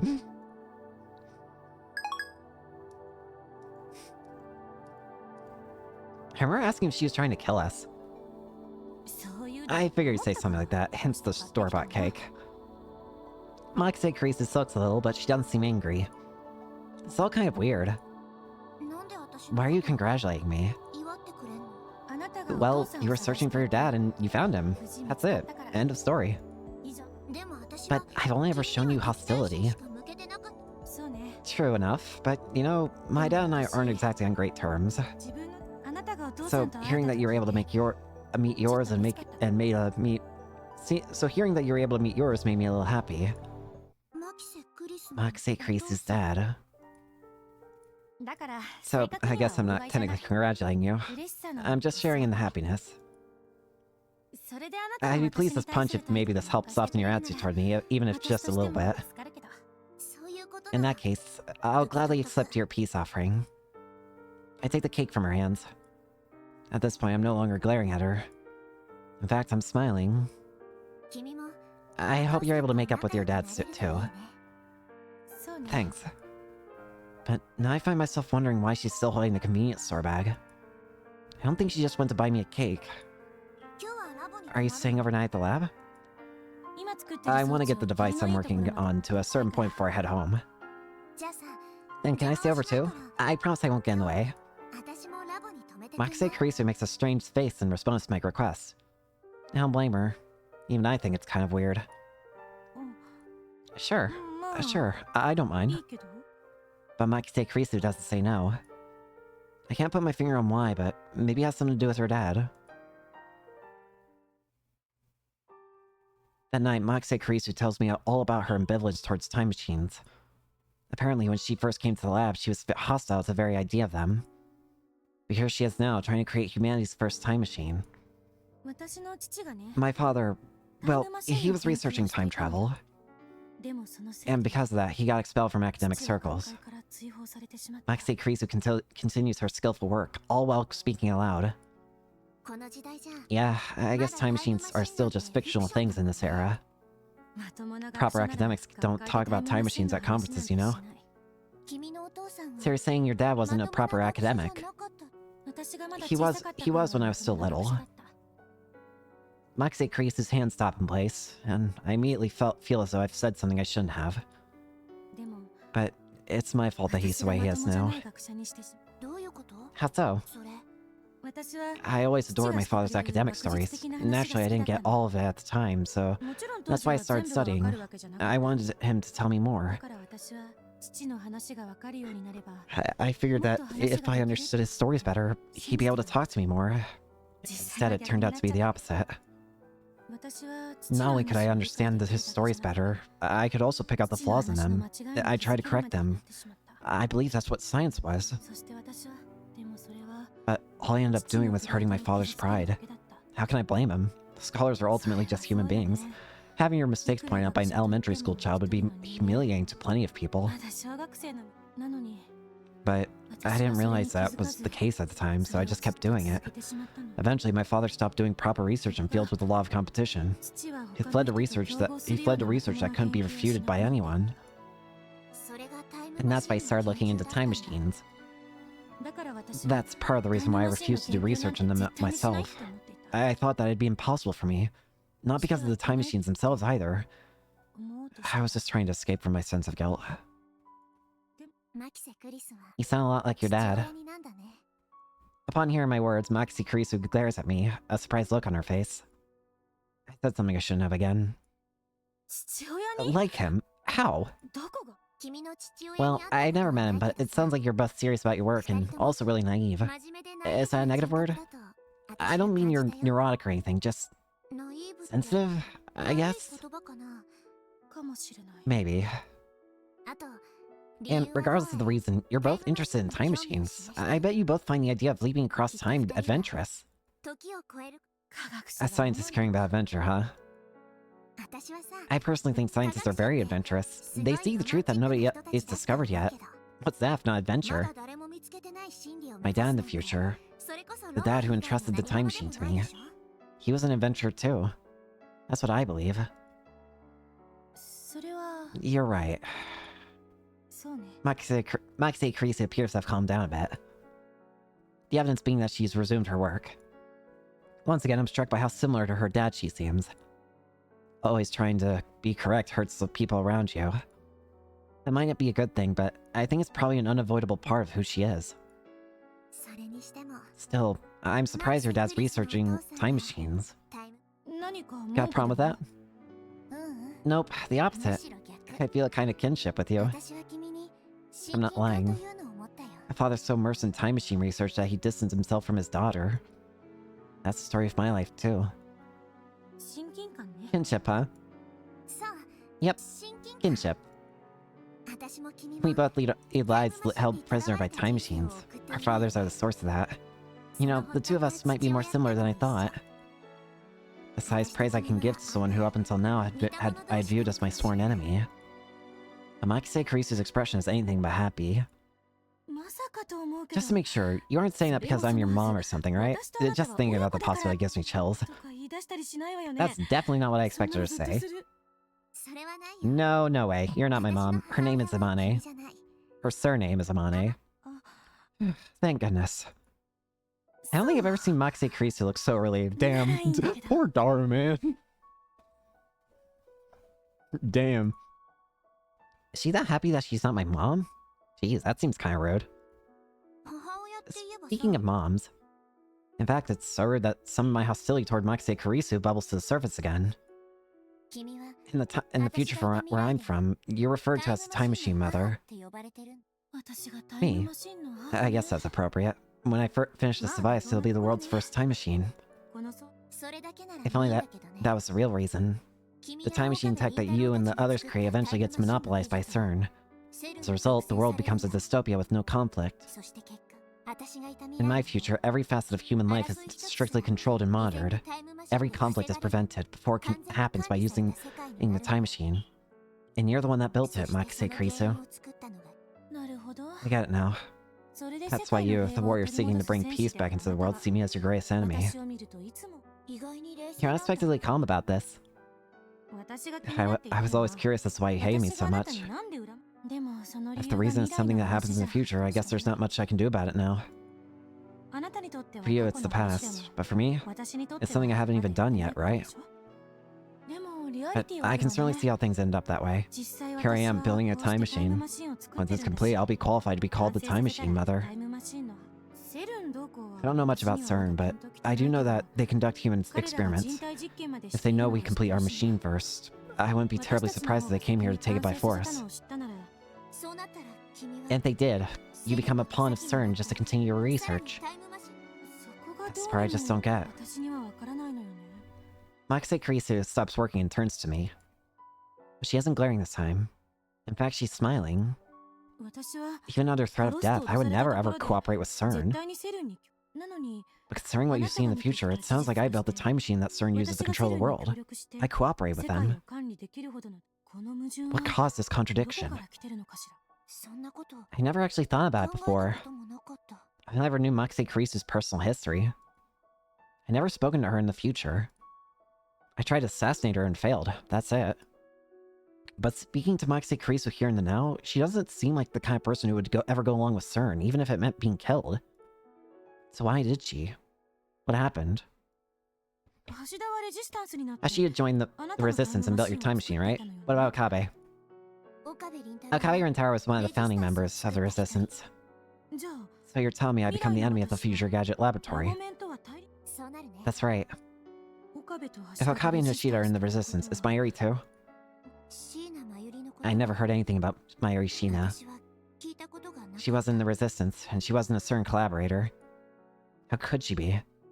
She's going to die in a few days. At the hands of the Rounders sent by CERN, no less. But that's something I only learned after coming to this era. I'm even more confused now. Why would I cooperate with CERN? What could drive me to go against Okabe and Ashida? Why do things turn out like that? Makise Kurisu can't seem to wrap her mind around future events. I feel like I'm starting to see how all the pieces eventually come together. It's her dad. It's gotta be. Makise Kurisu wanted to save Shina Mayuri, no matter what it took. It could be a combination then. Not only is she wanting to... Not only would she want to be accepted by her dad, but she would want to save Mayuri. In a way, she has that same kind of desperation that Okabe has. Maybe for a different reason, though. Okabe wants to save Mayuri because she's his, like, best friend or his hostage or whatever.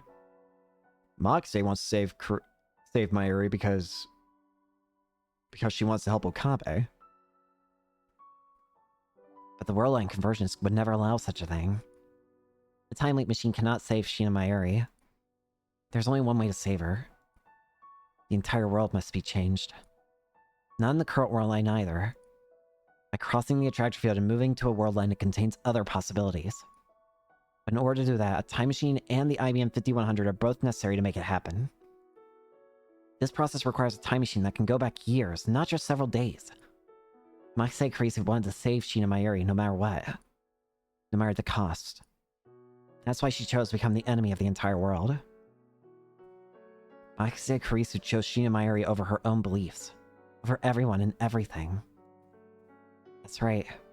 Everything she did to save a single person. Shina Mayuri.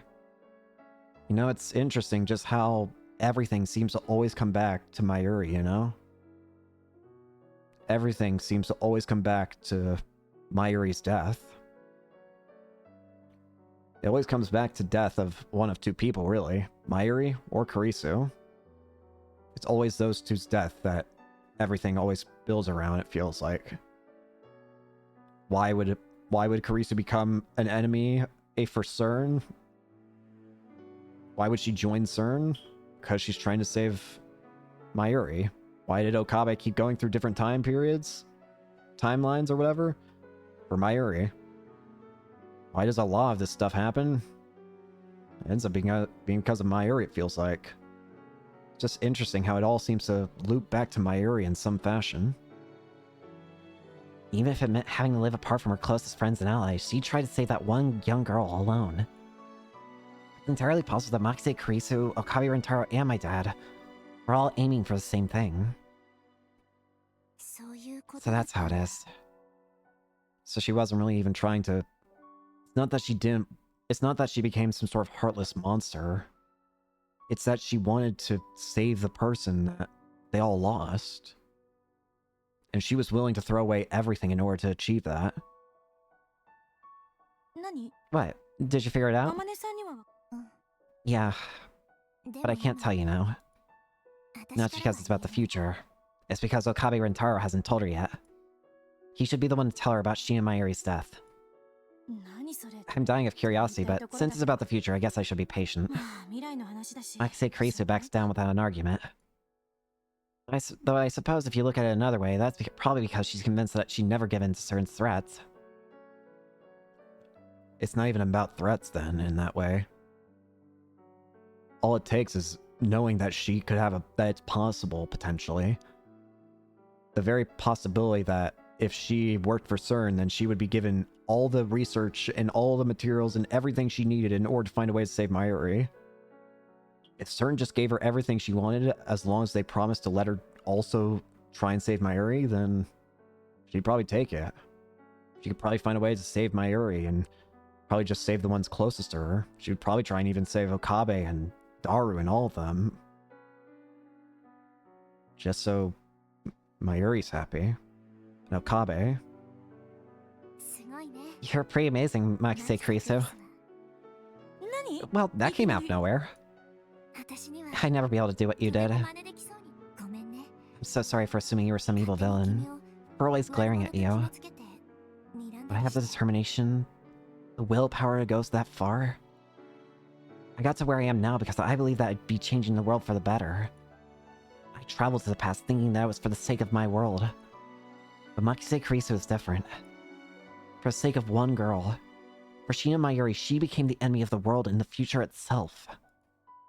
Which directly led to my hatred toward her. I even tried to assassinate her. Well, I can't say I enjoyed the open hostility, but you don't need to apologize. But I want to. Then be my guest. Oh, and I don't know what sort of conclusion you came to, but it's possible that maybe you're overestimating me. I can't deny that, but... Like Okabe's always saying, I might just be a woman who can't stop experimenting. Well, sure. But even I can tell that Makise Kurisu is the kind of person that would deeply regret her actions if they ever led to the death of someone she cared about. I might have joined CERN just because I wanted to build a time machine. We can talk about beliefs and morals all day long, but the reality is that research costs money. It requires capable subordinates. Though I gotta say, the Time Machine Mother? What kind of Shunbyo name is that? Did Okabe come up with it? She's also good-humored enough to laugh at herself. I think that's about enough of this dark topic. Instead, I listened to her with a smile. That's right. But I still think that this is the right way of looking at it. You're a good person, Makise Kurisu. Seemingly embarrassed, she averts her eyes. After finally getting to know her, I can't help but think that it's a fitting reaction. First you think I'm the ultimate evil, now I'm a good person? Not a fan. I guess I'll take that over being glared at all the time. No. The two of us continue to chat the night away until we fall asleep. If you'd asked me if I ever thought this could happen, prior to my coming to this era, I would have called you crazy. A casual chat with Makise Kurisu of all people. When I wake up in the morning, I have a message waiting for me from Ashita Taru. Actually, it's from Beta. Apparently the repairs are going well and she should be finishing sometime this morning. After I part with Makise Kurisu at the lab, I head to Radicon. Yo! Sorry, but keep it down. I get scolded right off the bat. I didn't think I was being all that loud, but then I get to the hint once I look at where Beta is pointing. Bruh. Dad's still asleep. There are papers scattered all around him. Given that there's writing all over them, they're neither trash or some sort of makeshift blanket. It's not exactly cold out either. Dad went to sleep around dawn. I see. So he was doing repairs the whole time? Well, not quite. Eh? The repairs themselves didn't take too long, but Dad wanted to know all sorts of things about the time machine. So I answered all of his questions by writing on the paper you see there. That explains the mess around him. Yeah, that's the only way they can really communicate, is it? Anyway, Alpha. What's up? Yarumi has something of a gloomy expression on her face. There's something I need to apologize to you about. Apologize? Did the repairs go south? No, the time machine should be fine, although it doesn't have the spare energy for an operation check, so I can't say for sure. Then why the apology? Dad figured out it's secret. Secret? Someone in this era, everything concerning the time machine could be considered a secret, but concerning the look on Beta's face, I get the feeling they figured out the one thing I wanted to keep him from finding out. That the time machine can only go to the past. Oh. He promised he wouldn't tell the others, but... Yeah. But the one person I didn't want to find out was Dad. I guess there's no point in that, huh? Yeah. I suppose the silver lining is that the others don't know. But that doesn't change the fact that he knows. Him of all people.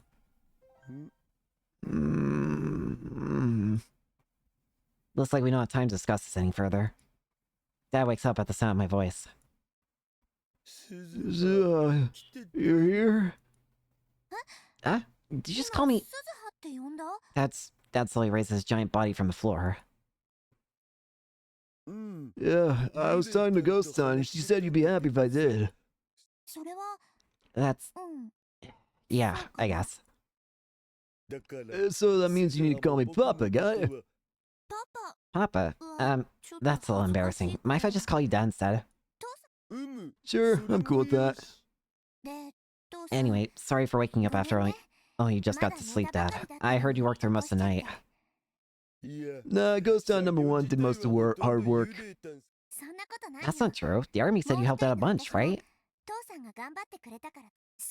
That's right. Mind telling him for me? She says that's right. For real? I'm happy to hear that. But honestly, all I did was talk a whole bunch. Plus, I could barely understand what she was talking about. That's not your fault. You might have built this thing, but that's way in your future. Sure, but... What's up? Isn't it kind of weird? Like, where'd this time machine even come from? From the future. The year 2036. No, that's not what I meant. Where did the technology from this time machine come from? Huh? What do you mean? You said that I completed this time machine in the future based on the phone wave tech, but isn't that only because I helped repair the time machine here in this future? I see the problem with this chapter and what I think he's trying to get at. This entire chapter, in some ways, is completely impossible. There are so many paradoxes it feels like that are happening that so many things just don't make sense at this point. This entire chapter just feels like a paradox. That means I didn't invent a time machine in the future. I only recreated the one I saw here. But then wouldn't that imply that there had to be a time machine in the future that I based this one off of first? So, who completed the first one? Thinking about it kept me up all night. Though I guess that's a weird thing to hear from someone who's literally just asleep. You're right. It seems like a closed loop. Exactly. This entire chapter is full of so many paradoxes, it feels like. Simply using a time machine shouldn't cause visible changes to a world line. In other words, Dad originally repaired the time machine at this point in 2010. And by doing so, he was able to see how the machine worked, helping him to complete his prototype in 2036. Considering how visibly I've been operating, not to mention the spot where the time machine materialized, it's possible the world line has shifted. My dad and I can't perceive that shift, though. Or maybe the contradiction exists because this is a different world line. Did I complete the time machine in a world line where no machine ever showed up? I have no clue. You never said anything about that to me. Oh yeah, I forgot. You never met me in the future. Yeah, you were hiding from CERN. Hence why I didn't recognize him. If it weren't for my two ghosts, I never would have realized he was right there in front of me the whole time. I'm sorry, Suzuha. Huh? I know it's something future me did, but it sounds like I failed you as a dad. I might have had few options in the future controlled by CERN, but no parent should ever abandon their daughter in the name of research, you know? Don't apologize. I never resented you for how things went down, Dad. Hell, if anything, I respected you. But you left us with hope. The ability to change the world. I'm proud of that. These are my honest feelings. It's not like I didn't wish to have a kind dad or anything. But that was never realistic in the world I'm from. So don't apologize, Dad. He made the right choice. If he hadn't distanced himself from me, he would have eventually been found by CERN, and any chance we had to change the past would have been lost forever. Dad did what should have been done. He did what had to be done. That's why I've always thought of my dad as a stronger, more rational person. A great man who threw away his own life in order to change the future. Suha. The dad from me right now is different. He's overflowing with empathy. He's imagining the things he did in the future and apologizing for them. It's the sort of kind-hearted person he is. It's the same man who had no choice but to throw himself deep into his time machine research, leaving my mom and I behind. If anything, that's what I'm most sad about. More than my never getting to meet him. He's the one who never got to see his own daughter. I can't imagine how that must have felt. I've never once resented you for what you did, Dad. There's no lie in that statement. That's why I don't want to see him look so sad. But... Hey, Dad, I have a favor to ask. Favor. Sure. As long as it's within my power. I want you to show me around Akihabara. That's all. Getting to walk around Akihabara with Dad, a place that he loves so much. It might not seem all that crazy to him, but it's more than I could ever ask for. Though I'm sure he'd be saddened to hear that. Which is why I act like it's no big deal. Yeah, that's all I want. I'd be more than happy to show you the ropes. Dad finally smiles for me. He might have noticed me trying to hold back. But he smiles nonetheless. That's the kind of guy he is. But, whew, after all that work, I need to grab a quick shower and a change of clothes. I smell gross, though. You don't have to rush or anything. Sounds like you didn't sleep much. Well, if I'm gonna get some shut-eye, I might as well head back to the lab. Alright, then we can go out after you freshen up and take a break. Then I have a little proposal. As your dad, What's up? how about taking a shower? No. He has a deathly serious look on his face. Shower with you? No go? No, I don't mind.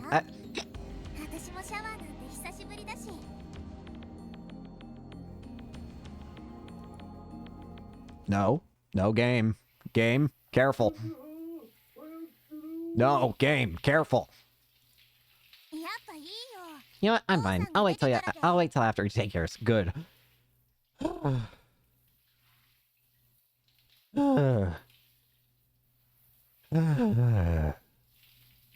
decided to let him go first since the lab shower isn't exactly big.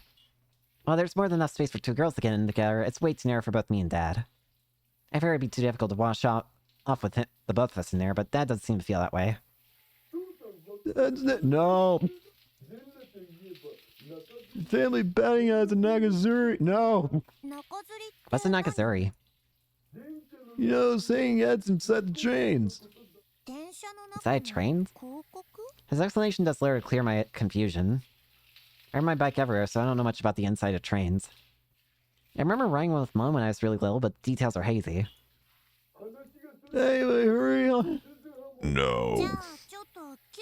No. Has to be more room not to. No. No. No.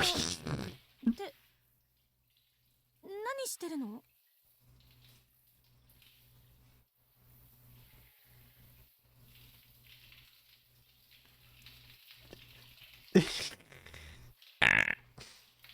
What are you doing? Maxate Carissa strolls into the lab as I'm removing my top. She's giving a strange look at the moment our eyes meet.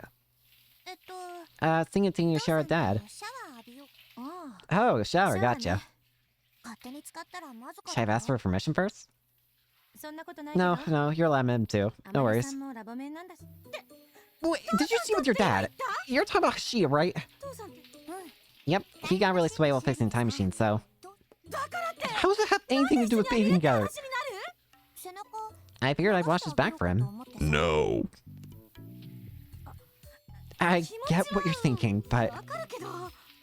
Okay, look, the most important thing here is who invited who.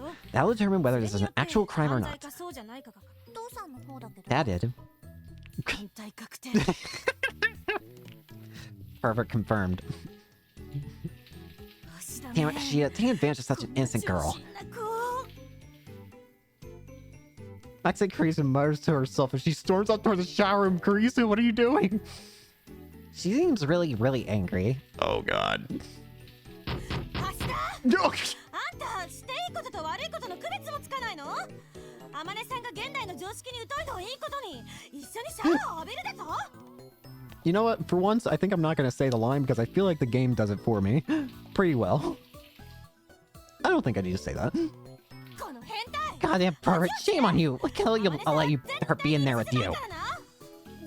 Like I said, she, what are you doing here? Are you so angry about Maxie Karisu? I'm angry because you don't know why I'm angry, Amane-san. あなたが私が分か If me not knowing is the problem, shouldn't you be yelling at me instead? 私を叱るもんじゃない正確に Look, I'm angry because she had asked you to shower with him, knowing that you wouldn't know any better. シャワーを浴びよう一緒にシャワーを浴び What's wrong with showering together? 悪いことなそりゃ Okay, sure, kids and their parents may get it pretty often, but I get it. But that's only normal until you graduate from elementary school, right? Common sense. するまででしょあなた How old are you right now? 今何歳18だけ I'm ど 18. 小学校 And at 卒業 what するの age does a は person 何 normally graduate from elementary school? 歳何歳だっけ I don't know. I'm not trying to play dumb, I just have no answer. That's not part of the info I was given about 2010. 国や文化に It depends on the country or culture, but it's around 12 here. そうなんだ Really? I'll try to remember that. そう Yes, please do. Anyway, what I'm trying to say is that at the age of 18, you should not be showering with him. And while he might be your father in the future, right now he's about 19 he's a 19-year-old beast. Don't even think about getting in there with him. He's a beast? Exactly. A total pervert is totally fine with anyone, be they 2D or 3D. So let me get this straight. You're saying that in this area I shouldn't shower with Dad? Wouldn't this be off limits in the future too? You know, men and women around your age showering together and stuff? I'm a soldier. We don't have the luxury of differentiating between men and women. I see. And when I was little, I never got the chance to shower with my dad. I always wanted to try it at least once. Maxie Karisu said that this is a custom for families up until middle school. I never graduated from, let alone went to school. I never taken a bath with Dad, and I doubt I ever will. Dad was never around. He died in 2036. That's... sure, I get it, but... Maxie Karisu, I understand I probably shouldn't go and get in there with him. But is it so unforgivable that I can't do it for just this once? Unforgivable? I guess not. As long as you're both consenting adults about it. Then can you turn your cheek just this once? Amane-san, I get it. I'm not gonna stand here and tell you that wanting to spend time with your father is wrong. Then... But no. My conscience would never allow me to let that pervert shower with an 18-year-old girl. Never. No matter what? No matter what. Oh. Just do something else instead. I won't object to anything where she can't get too carried away. I know I sound like a jerk. I'm just trying to give you advice, as a friend. There's one thing I know for certain. Is that right now, a 19-year-old Hashida is a pervert. That's it. Okay. Seeing Maxie Karisu argue so vehemently with bloodshot eyes makes even a soldier like me wince. I was planning on having Dad show me around Akihabara after this. You think that'll be okay? Zero problems. As long as you don't go any further than linking arms with him, he probably won't spiral out of control. Okay, got it. So, linking arms is fine. But no more than that. Say no, no matter what. Okay. I know Maxie Karisu is saying this because she's worried about me. That's why I decided to obediently follow her advice. So, guys, sorry can't get out of the shower right now with you being there and all, Maxie. I get the feeling if I tried, I'd be seeing red. Oh, right. Although, to be perfectly honest, just imagining what you do to me makes me kind of want to risk my life. Daru. Stay in the shower, you goddamn perp.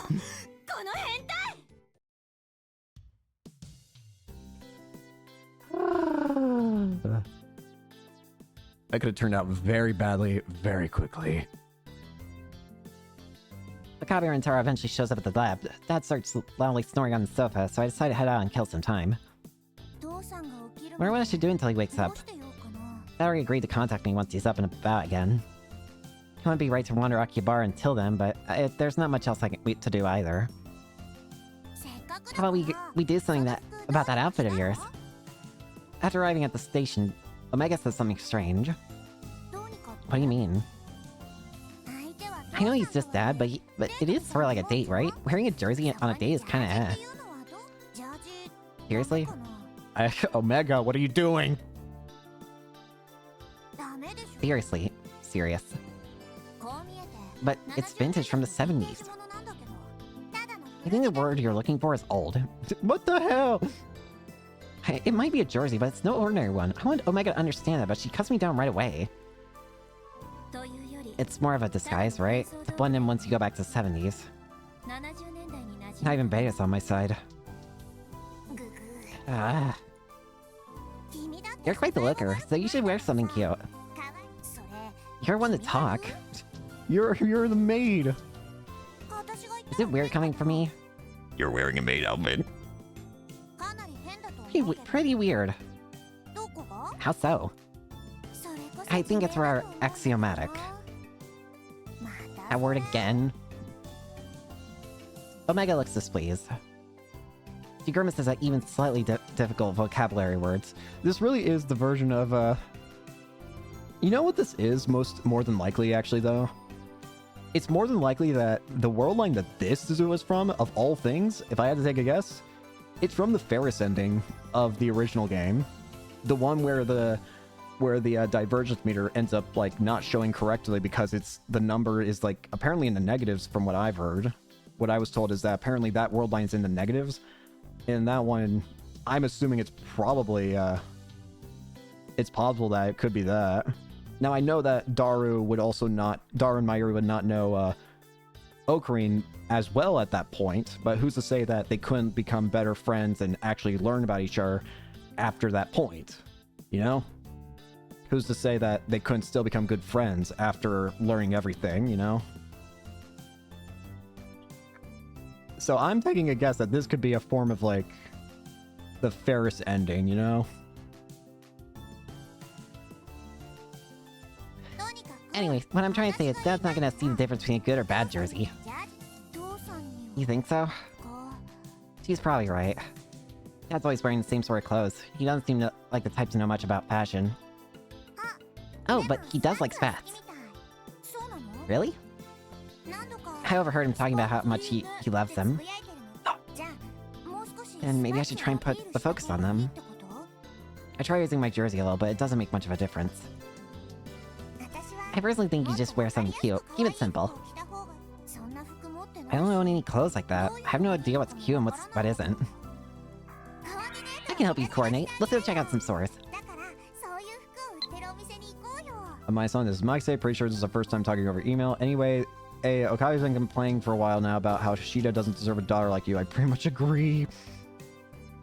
Howdy, Kurisumaki say. I never would have guessed in a million years we'd end up exchanging contact info. The past me, well, I guess the future me from this time period would be so shocked I'd probably stick a knife into...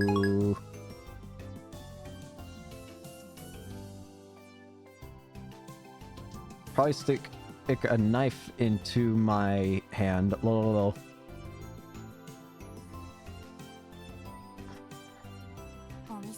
don't even know where to start looking. I was never planning on coming to 2010 in the first place. If only there were 4 styles store in this era. 4 styles? It's one of my favorite brands. It's in Shibuya, but the area and world line are different here. It might not exist yet. Shibuya, huh? That's a little too far to go on a whim. crap. Crap. Hang on. I just did something very stupid, and it's kind of painful. Yeah, there we go. Ugh. I may have tied a loop around from my, I'm wearing pajama pants right now, and there's like the little string, and I kind of, for some reason, just decided to wrap it around my toe and tie it, and I couldn't undo it, and my toe is starting to hurt. Ow. I checked the route map at the station.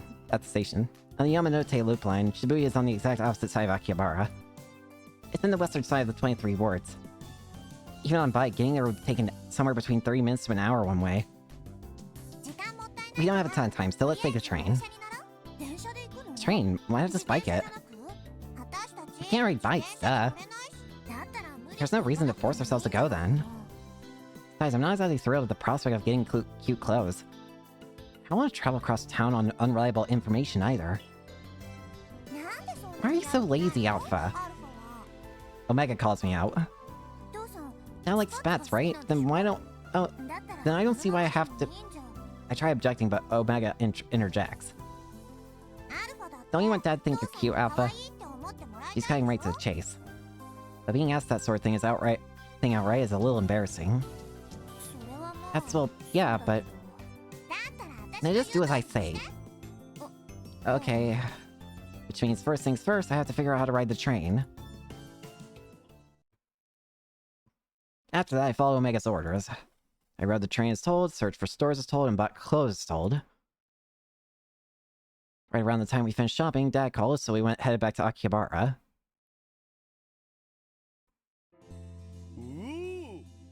Oh, Suzuha, what's going on with the outfit? You're crazy, Moe. I like the hat. One of the ghosts told me to do it. Do I look weird? No, Ghost Town's got killer taste in clothes if she had you wear this. GJ. You're living a pretty normal life in Omega's world line, so... I'm not Omega, I'm Suzuha. I still want to know, why is Omega here? Obviously, we know that time is obviously, like, weird for... I mean, we obviously know the future sucks for, Beta and Alpha. But Omega's timeline sounds, like, exceedingly normal. It almost sounds more like Steins Gate world line, honestly speaking. There's no one's sad and no one's hurt. So it's like, why the hell is she back here? Wouldn't she just want to stay in her own world line? Or is this just an effect of being dragged, or is she like being dragged here because of something happening, because of the time machine breaking?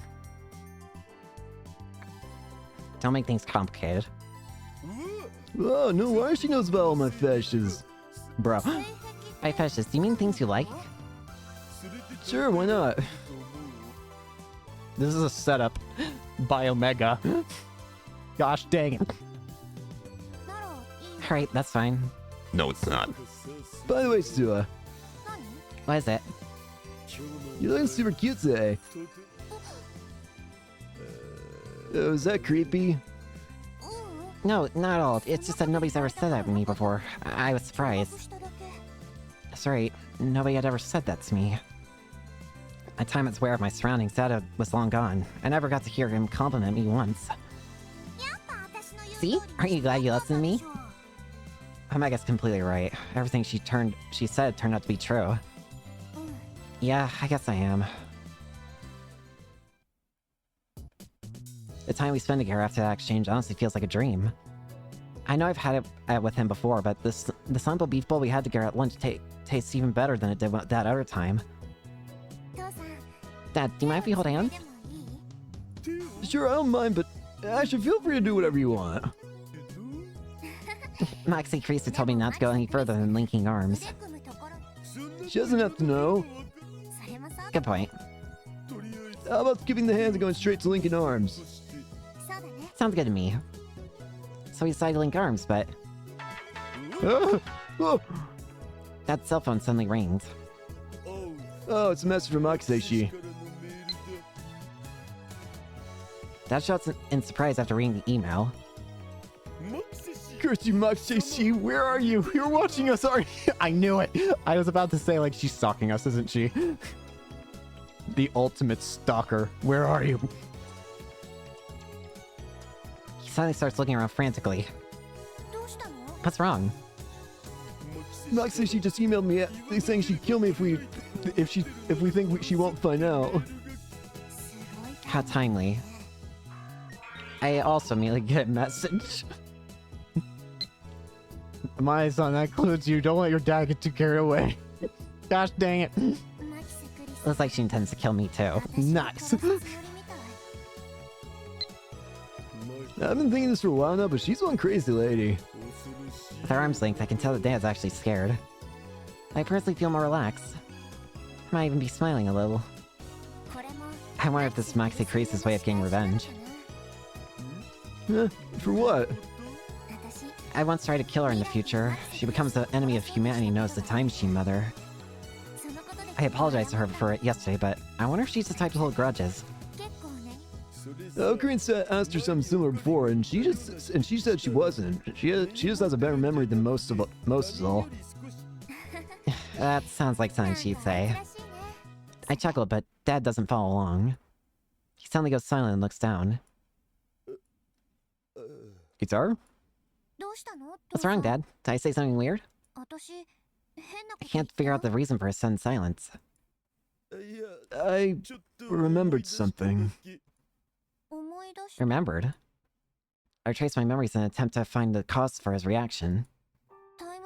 It's about the time machine, right? I arrived at the answer almost immediately. Yeah. You heard about from Beta while repairing it, didn't you? Yeah.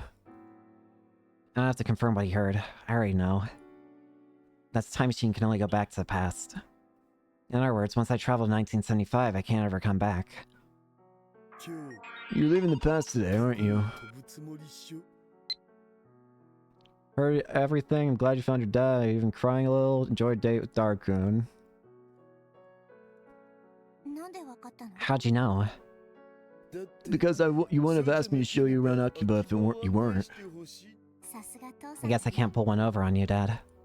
Do you really have to go, Suzuha? Yeah. That's the only time machine the Resistance had. Hey, do you think you can give me a little time? Time? It's a time machine, so you can delay your departure and still get to 1975, right? No can do. It's not powerful, and the longer I'm here, the higher the possibility of causing an irreplaceable time paradox. But there's no guarantee that'll happen. It's not a risk I can take. I'm sure you of all people understand that, Dad. And what do you need time for anyway? I'm gonna perfect the time machine. What? I heard all about it from Ghost Town. In her world line, they have a time machine that can travel to the future. Shouldn't it be possible to modify yours? Probably not. But why? In this specific world line, you can't build a time machine capable of going to the future. That's just the way the world line converges. Here, no matter what we do, CERN will complete their time machine, leading to the realization of their dystopian monopolization of all time travel devices. The sole exception is the one you leave behind in the future. But if you go back, you'll never see us again. Me, Ocarine, Maxeshi, Mayushi, Beristan, Lukashi, Kiryoshi. Dad slowly lists each name like he's recalling them one by one. I steal my heart as best I can. I'll see everyone soon enough. Even though I know it's a lie. Once I go back, I'll never see Dad or the others ever again. I already know why. I'm going to the past, remember? Once I get there, I'll just start my new life. I'll be over the age of 50, but I'll still be around this era. I have to convince him otherwise. If I don't, he's only going to worry me even more than he already is now. If he found out that he'd never be able to see me again, he'd try and stop me. Right. Heck, we might have already met. I could be someone you know super well going by a different name. Even if that's true, why would you use a different name? Creating a time paradox is always a possibility when it comes to meeting your past self. When I go back to the past, that me here in this era will be the only one left. I'm sure she'll probably reveal her real name at that point. Or maybe since we're having this conversation here right now, the me of this era won't appear until after I'm long gone. That's the kind of person I am. I can guarantee it. Yeah. Dad's trying his hardest to accept what I'm saying. He's doing everything he can. But even I can tell he's never going to be fully convinced. A theory is still only a theory. You're a nice guy, Dad. I'd always thought you were a more logical sort of person, someone who strictly follows scientific theory and nothing else, I guess. You're smart enough to go and build a time machine, so I figured you stuck to your guns no matter what. Which is why I always thought we weren't much alike. I was supposed to be a soldier in the Resistance, and yet, when the sniper rifle landed in my hands for a mission, I couldn't pull the trigger. Are you talking about Makaseshi? I think you made the right choice by not shooting. Yeah.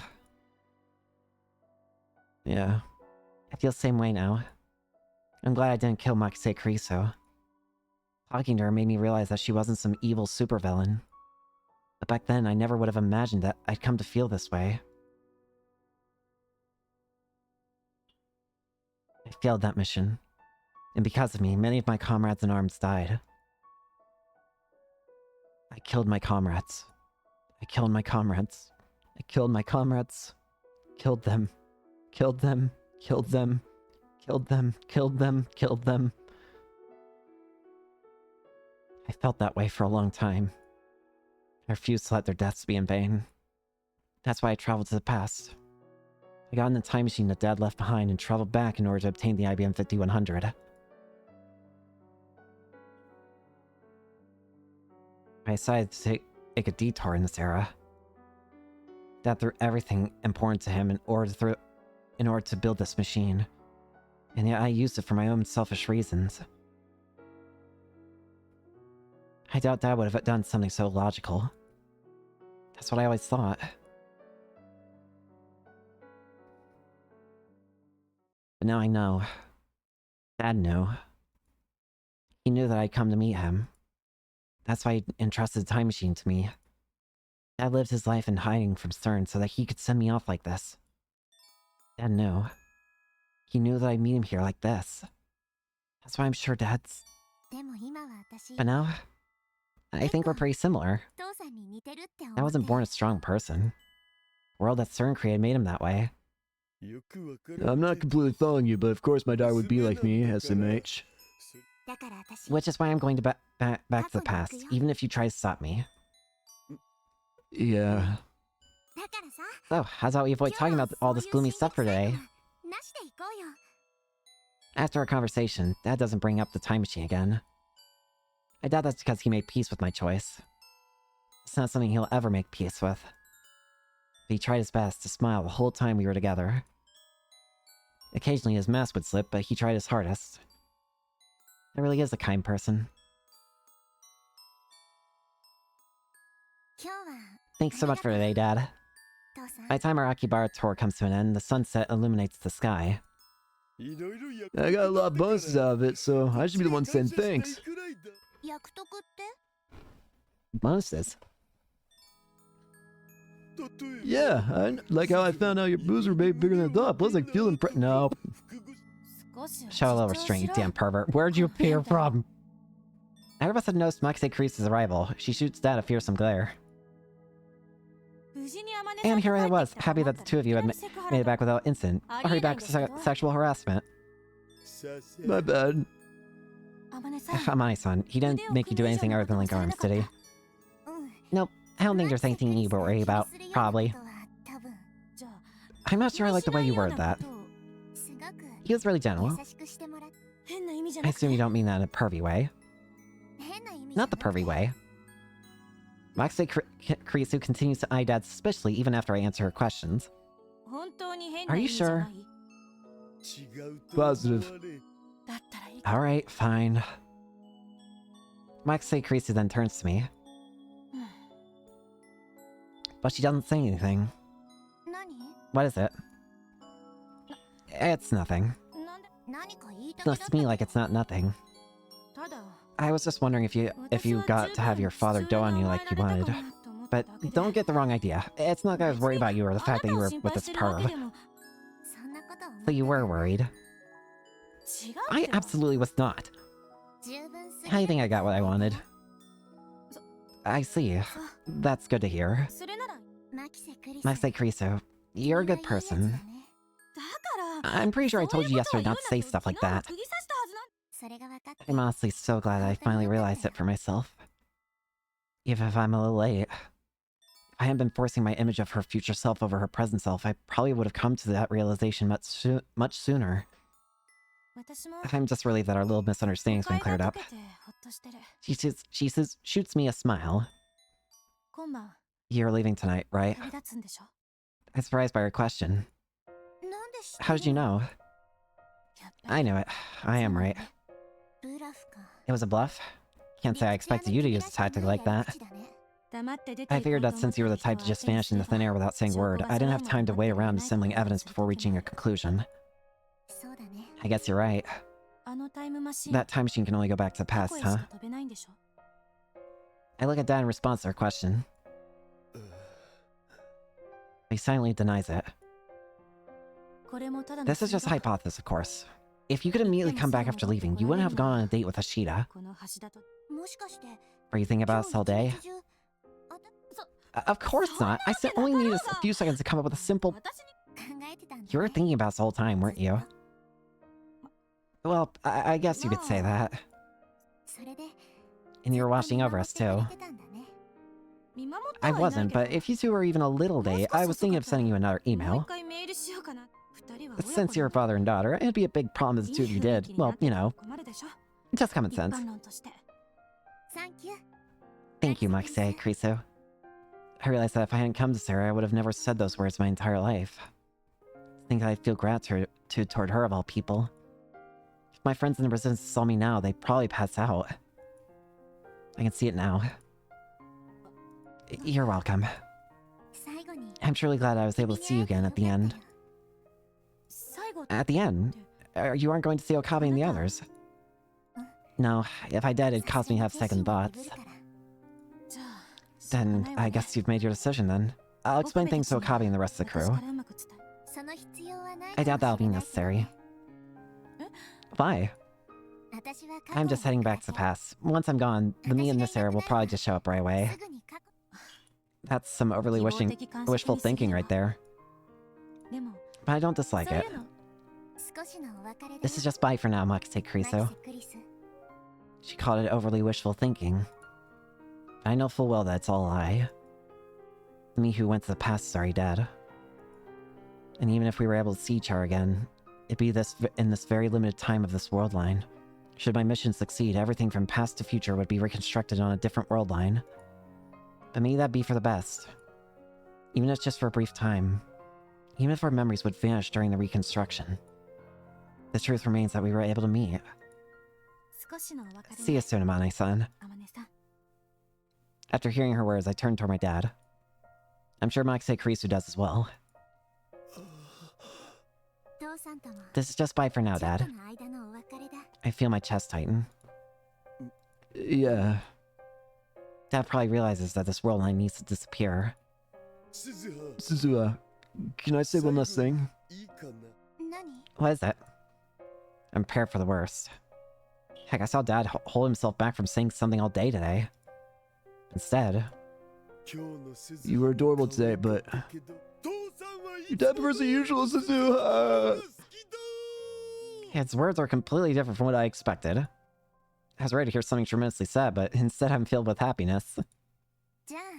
I guess all that worrying is for nothing. He prefers the usual me. And just like that, Dad had to erase all my hesitation. My clothes weren't the only thing I never had to worry about. I can only live the way I know how. And I'm sure that's because I'm my dad's daughter. Beta's running the final checks. I'm the one who broke the time machine, but Beta and Dad fixed it. Tell me right now, where are you right now? Tell me when you're planning to leave this time period. Goodbye.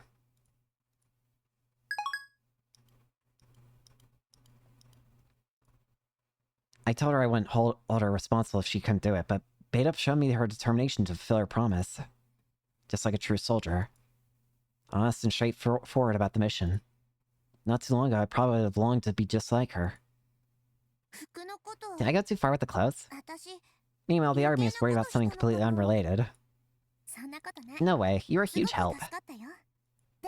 But the dad said he prefers the usual Suzuha. Are you kidding me? If I was my usual self, I'd have been way too embarrassed to link arms with him. There are some things you can only do because you feel like a different person. You think so? Besides, I wanted him to call me cute at least once. I'm really grateful for all your help.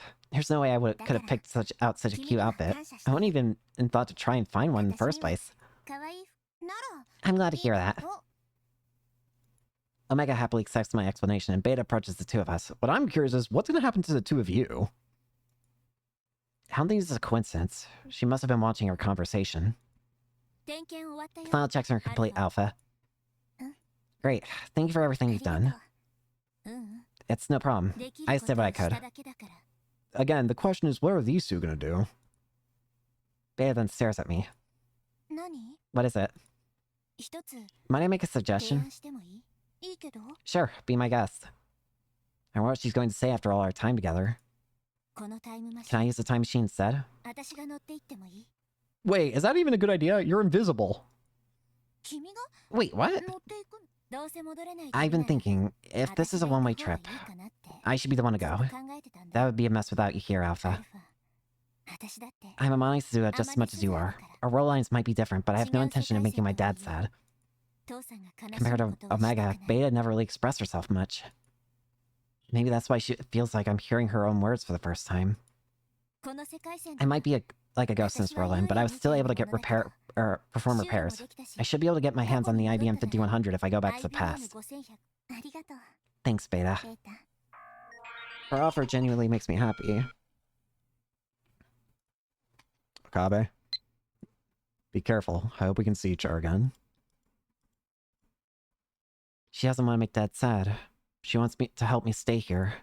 But I'm going. I can't accept her offer. I've already made up my mind. Though I suppose this was always the original plan. But why? Well, the first problem is that it's impossible.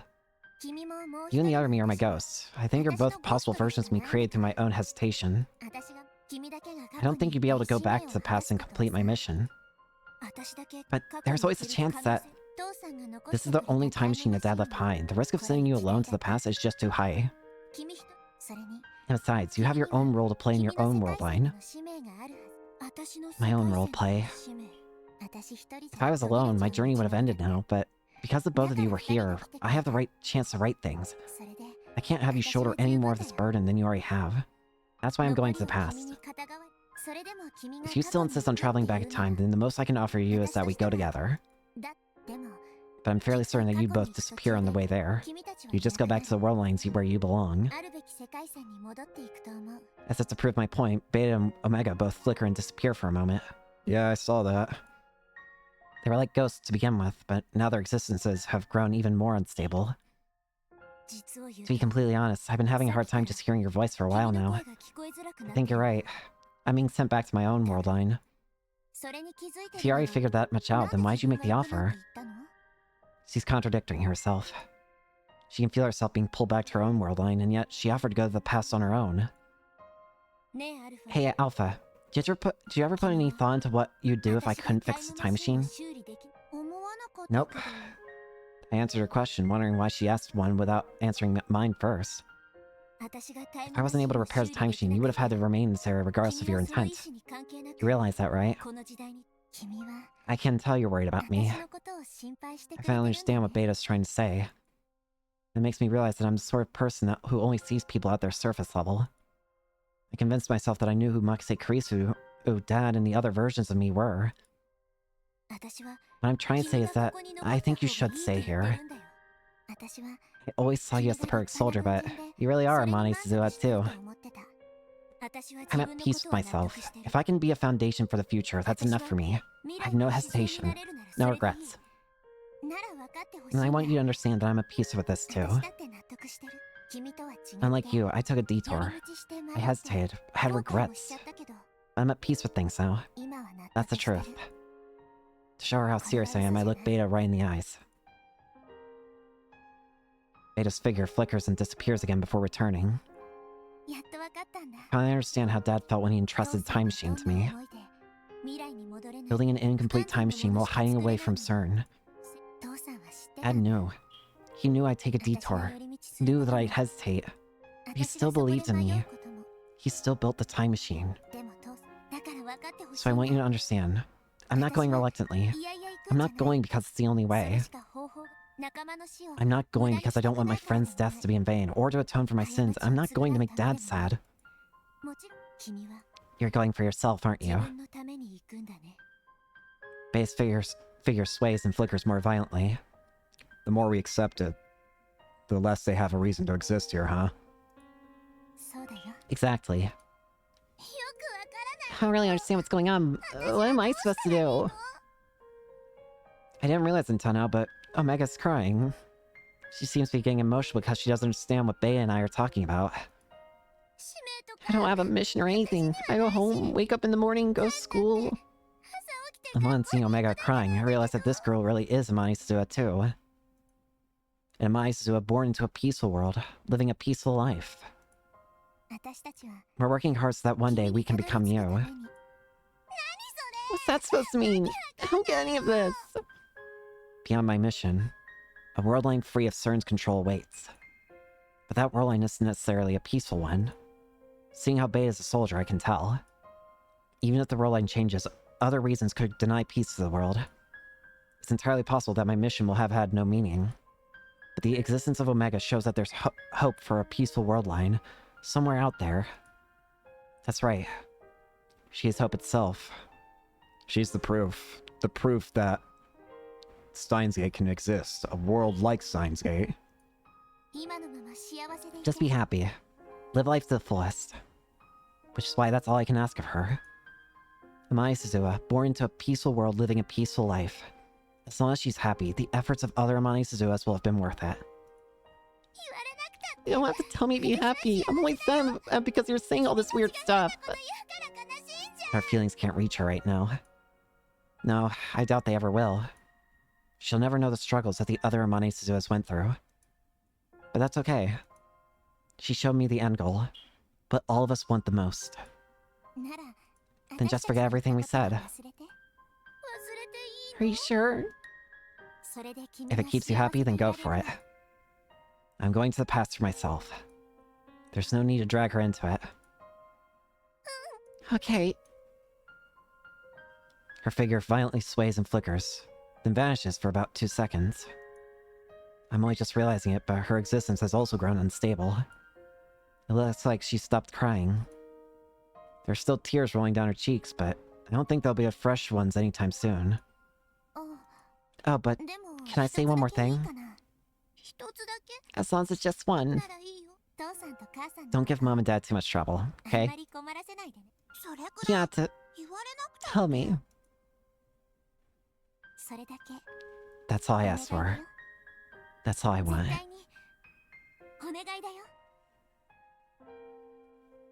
There they go. They're gone. There's no reply. She's gone. Along with Beta, who should have been right beside me. Thanks for repairing this for me, Beta. I know I won't get an answer, but I continue anyway. You better get along with Mom and Dad, Omega. Thinking that might still reach them. There's no usual, I'm not Omega, I'm Suzua objection from Omega this time. Adios. We only got to be together for a brief period of time, but I'm glad to meet the both of you.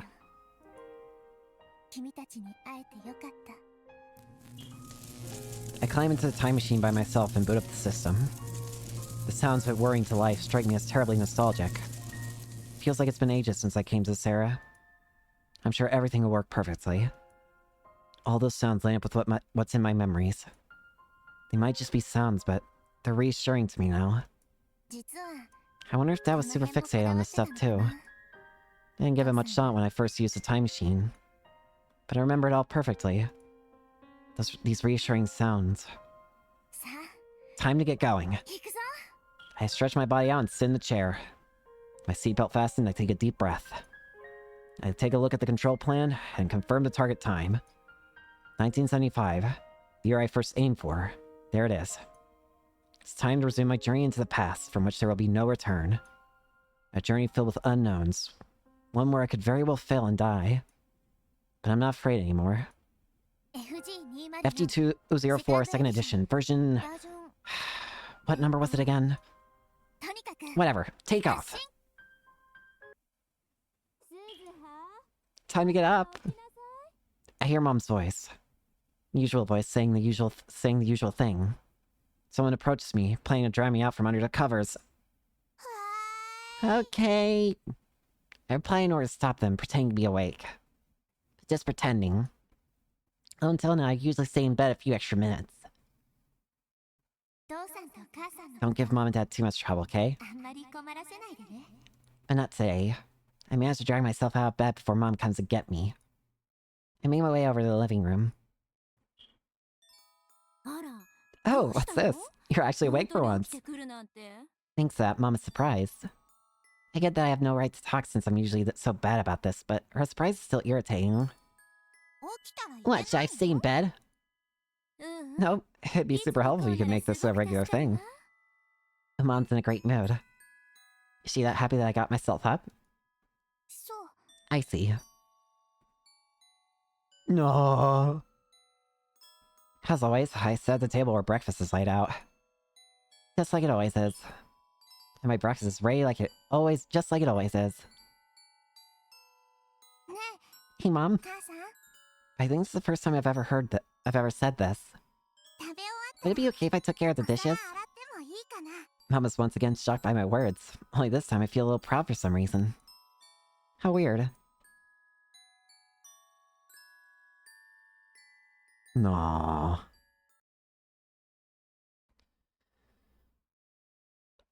Another chapter done. Ghostly rendezvous complete.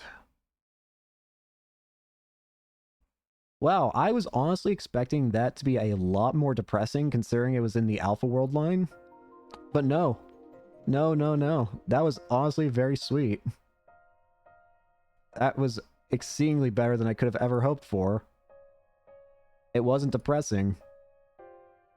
It had plenty of silliness with it, had some serious-ish to it at some points. But overall was incredible. I was terrified this would be extremely depressing. I was thinking, like, you wanna know what I was originally thinking this was going to be for some reason? I was originally thinking that this would be the aftermath of seeing what happens to Okabe during the Suzuha ending in the original game, the one where you get stuck in the time loop. Like some sort of continuation off that. Maybe where we get to see from another perspective what it looked like when Okabe just started going insane. But man, that was a million times better than I could have hoped. Well, that leaves... So that will be it for today. So next up, we're going to be doing, obviously, Ferris's. And then, of course, we have... The other ones are Moeka, Mayuri, and Lukaku. But for now, we are going to go ahead and end it for today. So, thank you all so much for watching. Hope you enjoyed, and hope to see you all later. Peace.